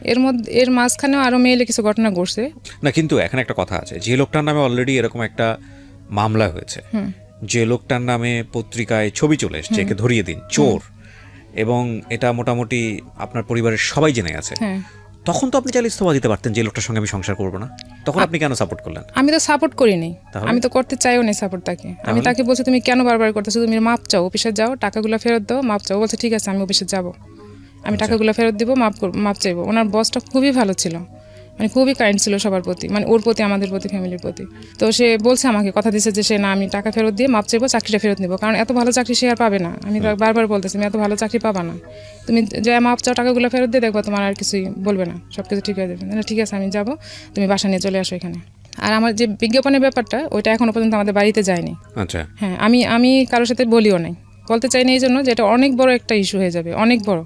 কিন্তু আমি চাই না এই জন্য যে এটা, ওই যে বললাম প্রেস্টিজ লাগবে, গ্রামে সবাই বলা বলি করবে, আমার ছেলে মেয়ে হয়ে গেছে, এখন আমাকে আলাদা থাকতে হলে আমাকে সেরকম একটা জায়গা, শক্ত জায়গা লাগবে, তাছাড়া তো হচ্ছে না। আর আমি গ্রামে হয়তো গেলে হয়তো আমার ফ্যামিলিতে আমি বার্ডেন হব, কিন্তু আসলে ফিউচারে কি হবে আমি জানি না। 2টা বাচ্চা সহ একটা মেয়েকে পালা অনেক tough, it's not easy job. তো আমি আর বললাম না কারোর সাথে। তো বাসা নিয়ে গেলাম মিরপুরে। বাসা নিয়ে যাওয়ার পরে সে টাকা দিয়ে কি করলো, সে টাকা দিয়ে ওই শেয়ার মার্কেটে সে ইনভেস্ট করলো। টাকা রিটার্ন দিল না, দিচ্ছে না।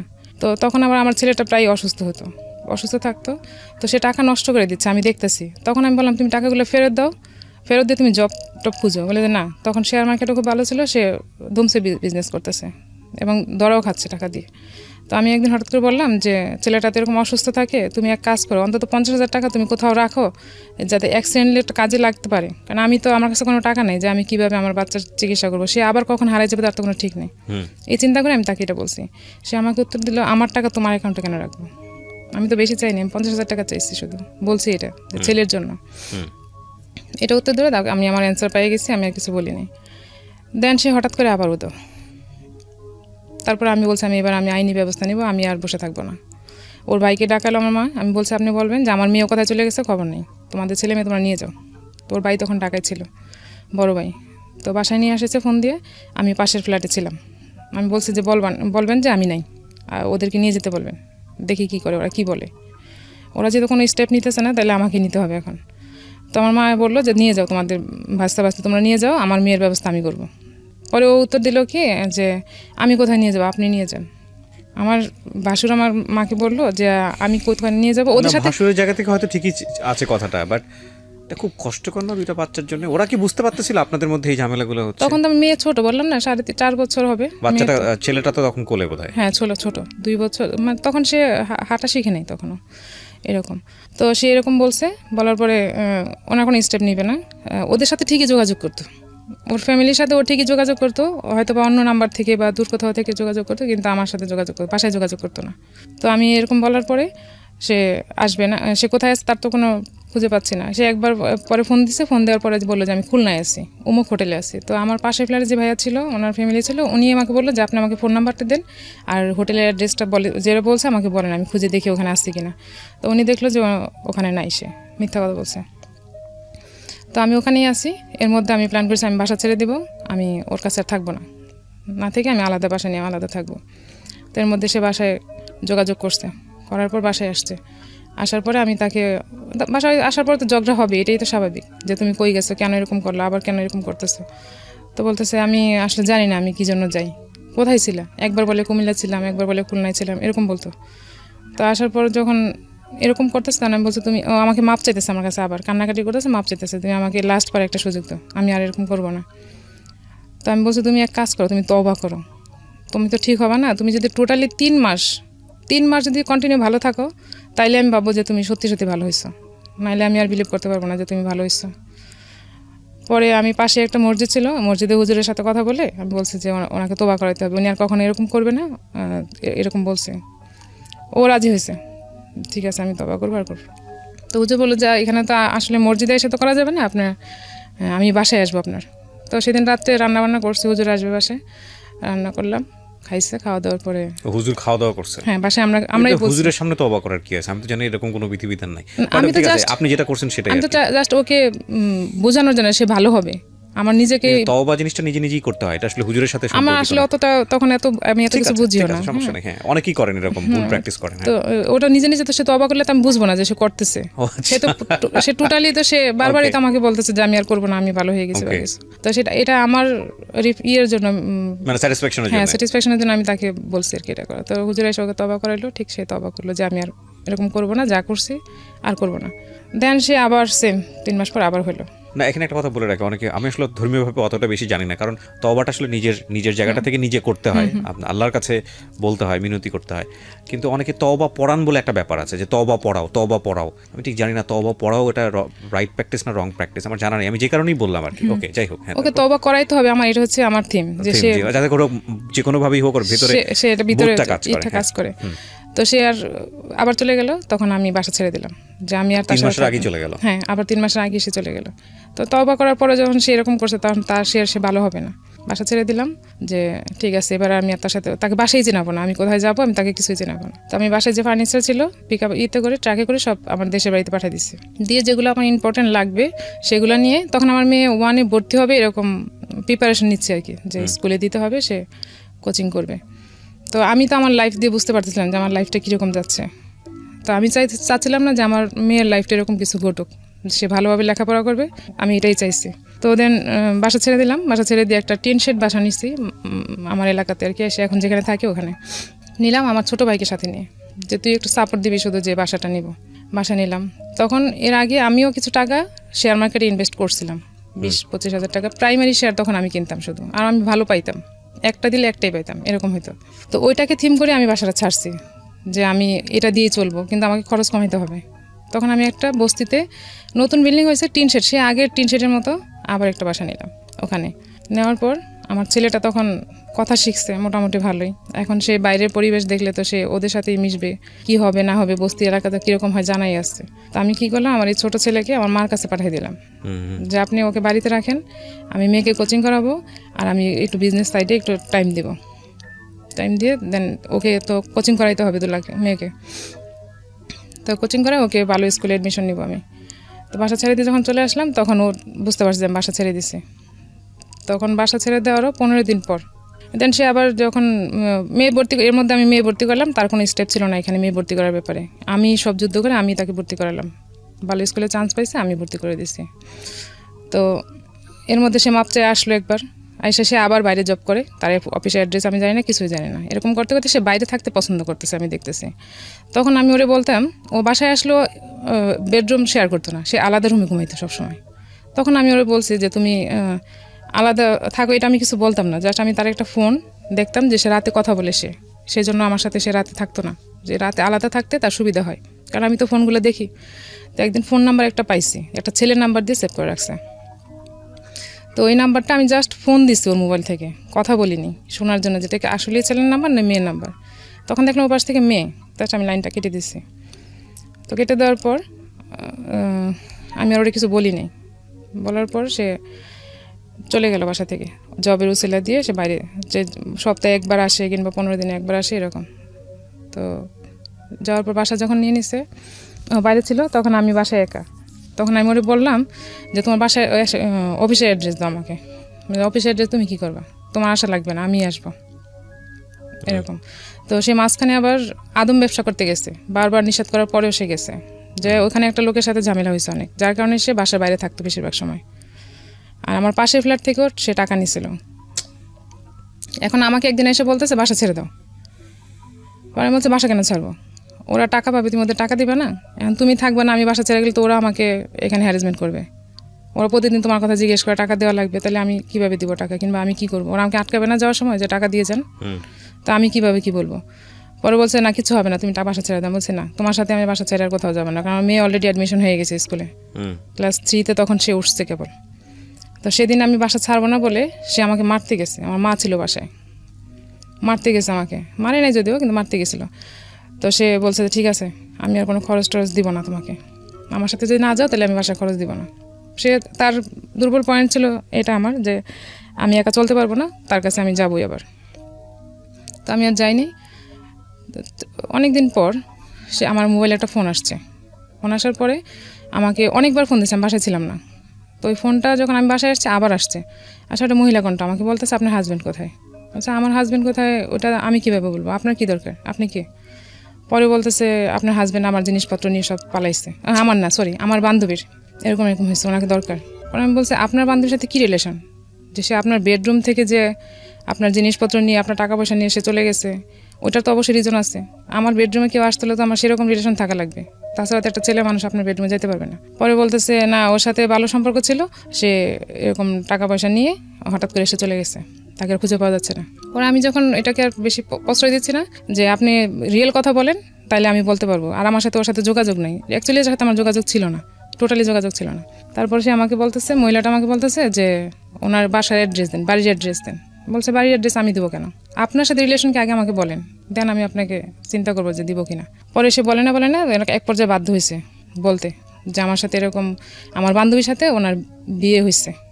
হোয়াট? হ্যাঁ বলতেছে আমার বান্ধবীর সাথে ওনার বিয়ে হয়েছে, বিয়ে হওয়ার পরে উনি এরকম জিনিসপত্র নিয়ে পালাই গেছে ওনার রুমের থেকে। ওকে, উনি জব করতো, বলতেছে আমার বান্ধবী জব করে অফিসে গেছে, ওর ঘরে জিনিসপত্র যা ছিল, অলংকার ছিল, টাকা পয়সা ছিল, সেগুলো নিয়ে চলে গেছে। তো আমি বলছি এটা তো আমার দেখার বিষয় না, বিয়ে তো আপনারা করছেন, এখন অ্যাড্রেস আপনারা খুঁজে বের করেন, আমি এই ব্যাপারে কিছু বলবো না।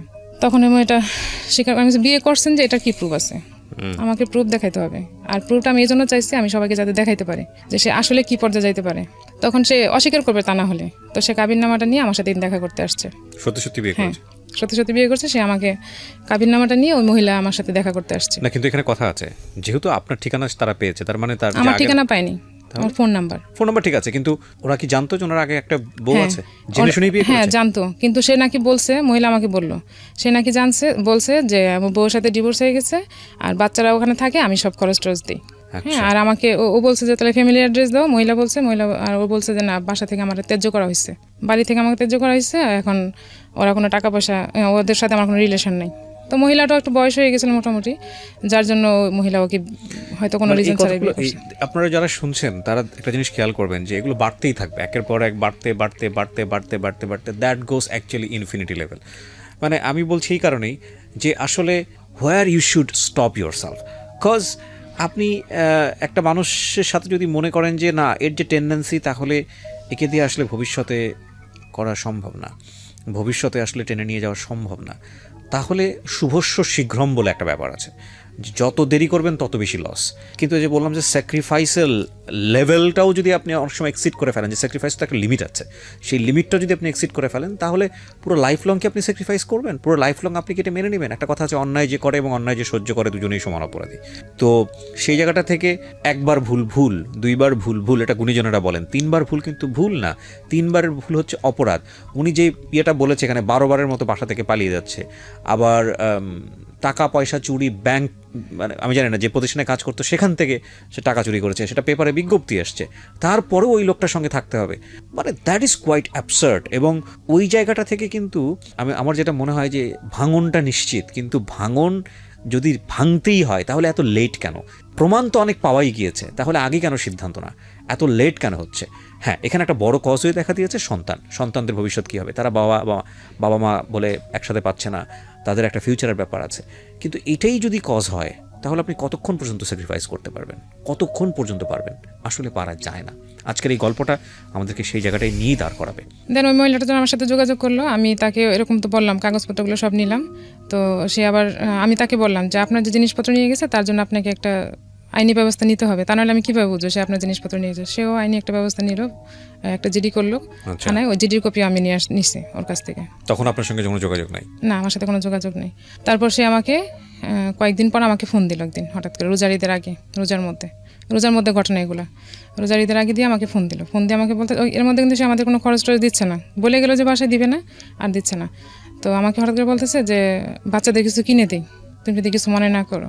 পরে আমি বলছি আমার বাচ্চাকে চুরির পয়সা খাবে? ওই চুরির পয়সা আমি আমার ছেলে মেয়ের পেটে ঢুকাবো না। আমি যদি সব করতে পারি আমি কাপড় চোপড় কিনে দিতে পারবো। তখন সে চুরি মানে ও আকাশ থেকে পড়ছে যে ওই মহিলা আমার সাথে যোগাযোগ করছে, ইভেন আমি সব কিছু জেনে গেছি। ওর ধারণা ছিল আমি কিছু জানবো না বা আমি জানতে পারিনি। তো মহিলা তোর হন নিয়ে খুঁজতেছে, কারণ ওর তো ঠিকানা সব কিছু ভুল, নাম ঠিকানা ভুয়া, সব কিছু ভুয়া ছিল ওই কাবির নামায়। তো আর খুঁজে পাচ্ছে না। তো আমি ওর অ্যাড্রেস দিই নি ওকে, যে ওদের ব্যাপার ওরা বুঝুক, আমার এগুলোতে যাওয়ার কোনো দরকার নেই, আমি যাতে যাই নাই, বাস ওরা যা করে করুক। তো মহিলা বারবার আমাকে ফোন দিয়ে বলতো, কান্নাকাটি করতো, আমি এখন কি করবো, আমি জানি না আপনি কি করবেন, কারণ আপনি যখন জানছেন তার বিয়ে হয়েছে, তার ছেলে মেয়ে আছে, অবশ্যই আপনার খোঁজ নেওয়া উচিত ছিল। আপনি যেখানে ভুল করছেন এখানে আমি আপনাকে শুধরানোর মতো কোনো সুযোগ করতে পারবো না, আপনার টাফট আপনি বুঝবেন। তো সে আমাকে বলতেছে যে এরকম, আমার সাথেও তো আমার হাজব্যান্ড যোগাযোগ করে পারতেছে না, কারণ আমি তো আর ওকে বলে দিছি যে তোমার লেভেল ক্রস, আমি আর পারবো না। ইন দ্য মিনটাইম আপনি কি ফ্যামিলিতে জানাচ্ছিলেন যে এগুলো হচ্ছে? হ্যাঁ, এগুলো জানাচ্ছি। তখন মোটামুটি সবকিছু জানিয়েছেন? তখন জানাচ্ছি কি, তখন আমার বড় ভাই বাইরে থাকে, তখন আমি ভাইয়াকে কিছু বলিনি। তারপর ফ্যামিলি থেকে কি বলতেছিল? ফ্যামিলি থেকে তো কি করবে, এখন তো কিছু করার নেই, বলতেছে না কিছু এই জন্যই, কারণ ওদের ফ্যামিলি কোনো স্টেপ নিচ্ছে না, ওকে খুঁজে পাওয়া যায় না। সবচেয়ে বড় কথা হয়েছে ওকে খুঁজেই পাওয়া যায় না, ও উদাও থাকে। আমরা একটা আইনি ব্যবস্থা নিব, তারই খুঁজে পাওয়া যায় না, তার কোনো অ্যাড্রেস আমরা পাই না, হদিস পাই না, এখনো পর্যন্ত জানি না যে কোথায় থাকে। তো এরকম যাওয়ার পর আমি যখন বলছি তখন তো সে বুঝে গেছে যে আমি আর তার সাথে কন্টিনিউ করবো না। আমি বলছি যে তোমার লেভেল ছিল একটা বিয়ে করা। ইভেন সে লাস্ট যখন বাসা থেকে যায় তখন সে আমার সাথে দাঁড়ায় বলতেছিল যে আমিও এখনো কিছু করলে অনেক ভালো কিছু করতে পারি, সে এটা বুঝাইতে যাচ্ছে। তখন আমি বলছি যে হ্যাঁ, তুমি তো তোমাকে যাচাই করছো মার্কেটে, আমি তো আমাকে যাচাই করিনি। তো ঠিক আছে, তুমি যদি ভালো কিছু পাও দেন করতে পারো, আমার থেকে কোনো তোমার বাধা নেই। এই একটা লেভেলে তো বাকি আছে, ওইটাও করতে পারো, কোনো সমস্যা নেই।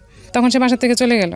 আর আমি সবাইকে বললাম যে আমি যে আমাদের ভিতরে প্রবলেম চলতেছে এগুলো আমি বাইরের কাউরে বলি না, বাট আমার ফ্যামিলি জানে, বাট আদার জায়গায় আমি বলি নাই। বলছি যে ও বাইরে জব করে, ঢাকার বাইরে জব করে, বাইরে থাকে। ও দেখতাম যে আশেপাশে সবার সাথে যোগাযোগ করে, কথা বলে, সব কিছু বলে, কিন্তু আমি যে বলতে চাই এখন আমি ফেক হয়ে যাচ্ছি। আমি তো বলতে চাই না আমার ভিতরের ব্যাপারটা যাতে বাইরে না জানে। তারপর সে আর আমার সাথে কন্টিনিউ করতে পারছে না বলে আমি তাকে জায়গা দিই না, বলছি না তোমার সাথে আর কন্টিনিউ করা যায় না। তো সে আর আসে নাই, আমি আমার মতো চলতেছি, চেষ্টা করতেছি কিছু করার জন্য। ওই যে শেয়ারে আমার কিছু ইনভেস্ট করা ছিল তখন অল্প, সেগুলো দিয়ে আমি আবার নতুন করে শুরু করলাম। আপনার নামে মামলাটা হয় কি কারণে?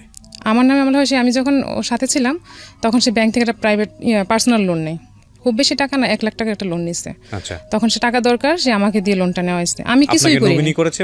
না, মেন আমাকে দিয়ে তুলেছে। সে কিভাবে কি করছে আমি কিছু জানি না, আমার বাসার বাইরেও যেতে হয়নি। টাকাটা দিতে পারেনি কারণ একটা মামলা হয়ে গেছে। হ্যাঁ, টাকাটা দেওয়া হয়নি। তো সে আমাকে তখন বলতো যে এই টাকাটাই শুধু তোমার অ্যাড্রেস দিয়ে সবকিছু মানে কারেক্ট দিয়ে করছে। টাকাটা কি আপনি শোধ করতে পেরেছেন? না, আমি টাকা শোধ করিনি। তো এরপর আপনাকে কি জেল খাটতে হয় বা কোনো? না, মানে থেকে আমাদের বাড়িতে পুলিশ গেছিল খোঁজ নেওয়ার জন্য আমার ব্যাংক থেকে, কিন্তু আমি 2বার হাজিরা হাজিরা দিয়ে মামলাটা করে রাখছিলাম। আচ্ছা আচ্ছা। তো এটার হয়তো আবার আসবে, এখন তো আমি আর যাচ্ছিও না, কিছু করতেছিও না। কি ভয়ঙ্কর, চিন্তা করে দেখেন। তো আমি তাকে এর মধ্যে মাঝখানে যখন সে যোগাযোগ করছে, মানে ইদানিং আর কি, ইদানিং বলতে বছর দিকে আগে, তখন আমি মেয়েকে দিয়ে বলছিলাম যে তুমি যে আমাদের তো ঝামেলা ফেলা রেখে গেছো, তুমি এরকম একটা ঝামেলা আম্মুর কাঁধে দিয়ে গেছো, তুমি এটার একটা ব্যবস্থা করো। পরে বলছে যে এগুলো আমি কিছু করিনি, এগুলো তোমার আম্মুই করছে, মিথ্যা কথা বলছে। তো আমি তো বাসার বাইরেও যাই না টাকা আনার জন্য, সে বাসা থেকেই সব সিস্টেম করে তারপর ব্যাংক থেকে টাকা উঠেছে। তো এগুলো বলার পর তো এখন আমি আর ওর সাথে কন্টিনিউ করলাম না। তো সে প্রায়ই ফোন দিয়ে আমাকে বলতো যে বাচ্চাদের ব্যাপারে, যে বাচ্চারা তোমাকে বড় হলে দোষারোপ করবে, তুমি কেন একা আসো বা কী আসবে, সেগুলো বলতো। আমি বলছি তোমার কাছ থেকে আমি কিছু শুনতে চাই না, আমার ছেলে মেয়ে আমারে কি বলবে সেটা আমি বড় হলে বুঝবো। কি করলেন আপনি এরপরে? তারপরে সে জব যখন করতেছিল তখন সেখানে আমি একটা নোটিশ পাঠালাম, উকিল নোটিশ পাঠালাম যে বাচ্চাদের খরচের জন্য, সেটাও 2-2.5 বছর পরে। তখন সে উকিলের কাছেও আসতেছে না, ঠিক মতো আসবে না, তার বউ অ্যাক্সিডেন্ট করছে, তখন সে আসতে পারবে না। তখন একটা বিয়ে করেছে নাকি ওই মহিলাই তাকে সে আবার কন্টিনিউ করছে ভয় পেয়ে, ওই যে আমি তাকে জায়গা দিচ্ছি না, হয়তো আমি অ্যাড্রেস দিয়ে দিছি, আর আমি অ্যাড্রেস দিলে তো তাকে সে জেল খাটা বিয়ে করবে, সে অনেক ঝামেলা ফেলাবে, আর তার তো কোনো পিছুটান নেই। পিছুটান আমার ছিল, আমি কিছু বলি নাই, সেজন্য ওই মহিলার সঙ্গে হ্যাঁ সেই মহিলার সাথে সে কন্টিনিউ করতেছে। তো মহিলা ওখানে ছিল, তখন আমি যখন নোটিশ পাঠালাম তখন সে আমার উকিলের সাথে দেখা করলো। উকিল আমাকে বললো এই লোক তো আপনি কন্টিনিউ করতে পারবেন না, আমরা কখনোই বলি না সংসার ভেঙে যাক, কিন্তু আপনি পারবেন না, আমি শিওর। এই লোক কোথায় পাইছেন আপনি? মানে বলছে আমি তো পাইনি, এরকম হয়েছে বিয়ে। তো যাই হোক, এখানে বলা হয়েছে যে বাচ্চাদের খরচ দিবে, সে ওই 7 মাস খরচ দিছে ওদের। খরচ দেওয়ার পর আর ওখান থেকে বলছে যে আমাকে ছাড়তে হইলে টাকা দিতে হবে, আর সে উকিলের সামনে বলছে আমি তাকে ছাড়বো না, কখনোই ছাড়বো না, মানে আমাকে সে কখনোই ডিভোর্স দেবে না। তো আমি উকিলকে বলছে যে আমি ডিভোর্স দেবো তাকে, আমার সব পাওনা দানা যা আছে দিয়ে দিবে, আমি ওকে ডিভোর্স দেবো। তো ও বলতেছে যে হ্যাঁ ও দিতে পারবে, আমি দিব না, যাতে আমার বাচ্চারা কোনোদিন বলতে না পারে যে আমি তাকে ডিভোর্স দিছি, সে দোষারোপ হবে না, এরকম বুঝেছে। তো আমি বলছি ঠিক আছে, টাকা বুঝে পেলে ডিভোর্স দেবো। তো ওই মহিলাকে বলছে যে আমাকে ছাড়তে হলে টাকা লাগবে। তো মহিলার কাছে টাকা নিচ্ছে, কিন্তু আমাকে সে টাকা দেয়নি, টাকা না দিয়ে সেখান থেকে সে আবার পালাইছে। ওরে ভাই, আপনার একটা ছবি বাঁধাই করে রাখা উচিত। আপনি একটা জিনিস, আই ডোন্ট নো কোন একটা ছবি দেখেছিলাম, ছবিটার নাম catch me if you can, আর catch me if you can, আপনারা যদি দেখে থাকেন, সম্ভবত লিওনার্দো ডিক্যাপ্রিও অভিনয় করেছিল। আমি তো মনে করি যে আপনি হচ্ছেন বাংলার লিওনার্দো ডিক্যাপ্রিও। ওরে বাবা, জিনিস না, এটা তো মানুষ না, জিনিস একটা পুরো। বলেন। তারপর ওখান থেকে যখন পালাই গেছে, ওকে নাকি মেল দিয়ে গেছে যে আমাকে খুঁজো না, আমাকে খুঁজে পাবা না। তো মহিলা আবার আমাকে ফোন দিছে। এতদিন তারা খুব হ্যাপি ছিল, বোঝা গেছে তারা অনেক হ্যাপি, তারা খুব ভালো আছে, কোনো সমস্যা নেই।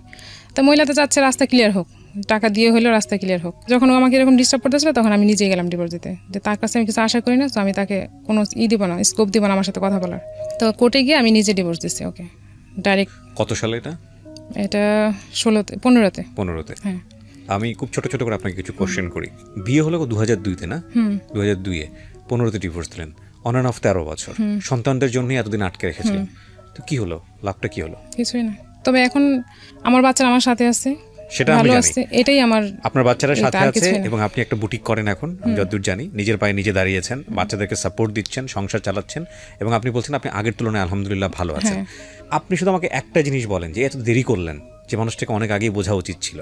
অনেকবার সে ফল্ট করেছে, 2-1 বছরের মধ্যে সে বিয়ের আগে থেকেই ফল্ট শুরু হয়েছে। তো 2-1 বছরের মধ্যে সে যতবার ফল্ট করেছে ততবারই এনাফ ডিসিশন নেওয়ার জন্য ছিল। এই যে 12 বছর লাগলো, এই 12টা বছর এটা লস না জীবনের জন্য? অবশ্যই লস, কিন্তু আমি যে বললাম একটা কথাই, যে আমার বাচ্চারা একা হবে, আমি কিভাবে কি করব, আমি কি একা চলতে পারবো, কিংবা আমি কার কাছে যাব? হয়তো আমার ফ্যামিলি জায়গা দিত, সব কিছুই করতো, কিন্তু আমি তো ফ্যামিলিতে কয়দিন থাকতে পারবো? আমি অনুষ্ঠান থেকে বলি, আমি সবসময় বলি, আমার প্রত্যেকটা অনুষ্ঠানে বলি, বেবি হয়ে গেলে থিঙ্ক, বারবার থিঙ্ক করেন ডিভোর্সের ক্ষেত্রে, যদি দুটো মানুষ একজন নাই থাকতে পারেন। কিন্তু যদি দ্বিপাক্ষিকভাবে এটা হয়, হাজব্যান্ড ওয়াইফের জায়গায়, ওয়াইফ হাজব্যান্ডের জায়গায়, যদি বুঝে যান যে না, এই মানুষটার সাথে সংসার করাটা কোনোভাবেই সম্ভব নয়, কারণ তার কোনো ভালো গুণ নেই আপনার চোখে, এবং এই জায়গাটা থেকে তাকে কিওর করা সম্ভব নয়, 1 বার 2 বার 3 বার 4 বার 5 বার হচ্ছে, এবং এটা আপনার সন্তানের জন্য ভয়ঙ্কর রকমের রিস্ক হয়ে যেতে পারে, সেক্ষেত্রে কালক্ষেপণ করার কোনো যুক্তি নাই। আমি মনে করি এটা big loss of time, cause জীবনে আসলে সময় বারবার রিটার্ন আসে না। লাইফটা খুব ইম্পর্টেন্ট, এটা ভ্যালু দেওয়াটা খুব ইম্পর্টেন্ট। মানুষের জীবনে বেটার লাইফের জন্য মানুষ সবসময় ট্রাই করে, এই জন্যই মানুষ কনসিডার করে, এই জন্যই মানুষ কনসিডার করে না বেটার থাকাটা ইম্পর্টেন্ট। হ্যাঁ, এটা ঠিক যে ওই মানুষটা যদি ওনার লাইফে থাকতো, সে যদি একটা ভালো মানুষ হয়ে থাকতো, বা উনি যেভাবে এক্সপেক্ট করেছেন সেভাবে যদি থাকতো হাজব্যান্ড হিসেবে, তাহলে তাদের সন্তানদের জন্য অনেক মঙ্গল হতো, ওনাদের জন্য অনেক মঙ্গল হতো। কিন্তু সেটা যেহেতু কিওরেবল না, এবং সেটা এত এক্সট্রিম পর্যায়ে চলে গেছে, সেটা থেকে ডিভোর্সটা অন্তত তাকে ওই লাইফের চেয়ে বেটার রেখেছে। তবে এটা অনেক আগে হলেই বরং ভালো ছিল, বিকজ 12-13 বছর অনেক লম্বা একটা সময়। বাট আমি আবারও বলছি, আমাদের এই অনুষ্ঠানের উদ্দেশ্য আপনাকে ইন্সপায়ার করা না এইসব কাজে, কিন্তু যদি আপনি বুঝতে পারেন যে দিস ইজ ফেয়ার এনাফ, তাহলে এই সময় কেন কালক্ষেপণ করবেন? এটা একটা প্রশ্ন, এটা একটা লেসন। তো সন্তানটা মিস করে না তার বাবাকে? সেটা তো আমাকে তারা খোলাখুলি বলে না, কিংবা মেয়েটা খুব একটা পছন্দ করে না তাকে, তার কথাবার্তা আচার আচরণ সে পছন্দ করে না। ওদের সঙ্গে কথা হয় এখন?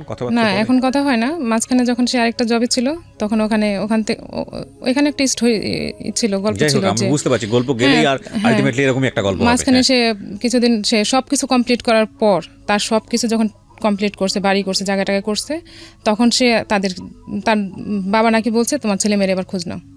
আপনি যে 2015 সাল থেকে সিঙ্গেল মাদার হিসেবে ফাইট করছেন, আপনি কখনো সেকেন্ড থট দেননি যে আপনার আরেকটা বিয়ে শাদী করা উচিত, নতুন জীবন? আসলে এভাবে চিন্তা ভাবনা করা হয়নি।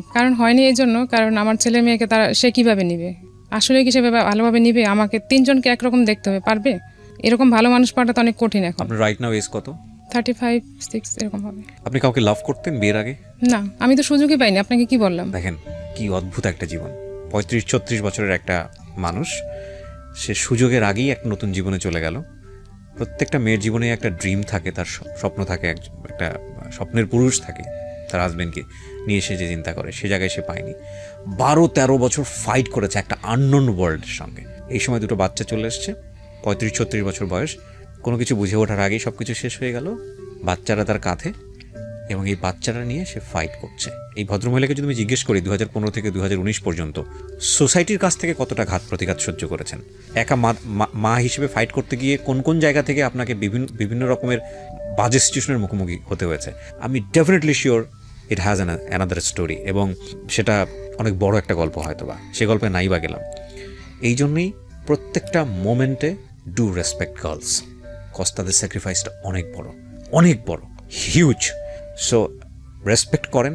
আমরা তো সবাই মায়ের পেট থেকে এসেছি, মাকে যেভাবে সম্মান করতে হয়, সে প্রত্যেকটা নারীর মধ্যেই নারী সত্তাটা আছে, মা সত্তাটা আছে। সেই জায়গা থেকে উই শুড রেসপেক্ট দেম। হ্যাঁ, বিকজ এই 35-36 বছরের একটা ছেলে যদি হতো, 90% ক্ষেত্রেই হয়তো বা সে তার সংসার নিয়ে চিন্তা করতো। সেটা কিছু কিছু মানুষ ব্যতিক্রম, সেটা অন্য জিনিস।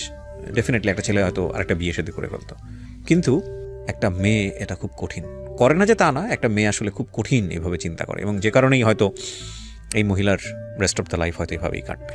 তারপর আরেকটা জীবন, সন্তানরা, ছেলেটা তাকে কতটুকু দিল, মেয়েটা তাকে কতটুকু দিতে পারলো, সেখানেও হয়তো একটা হাহাকার থাকে।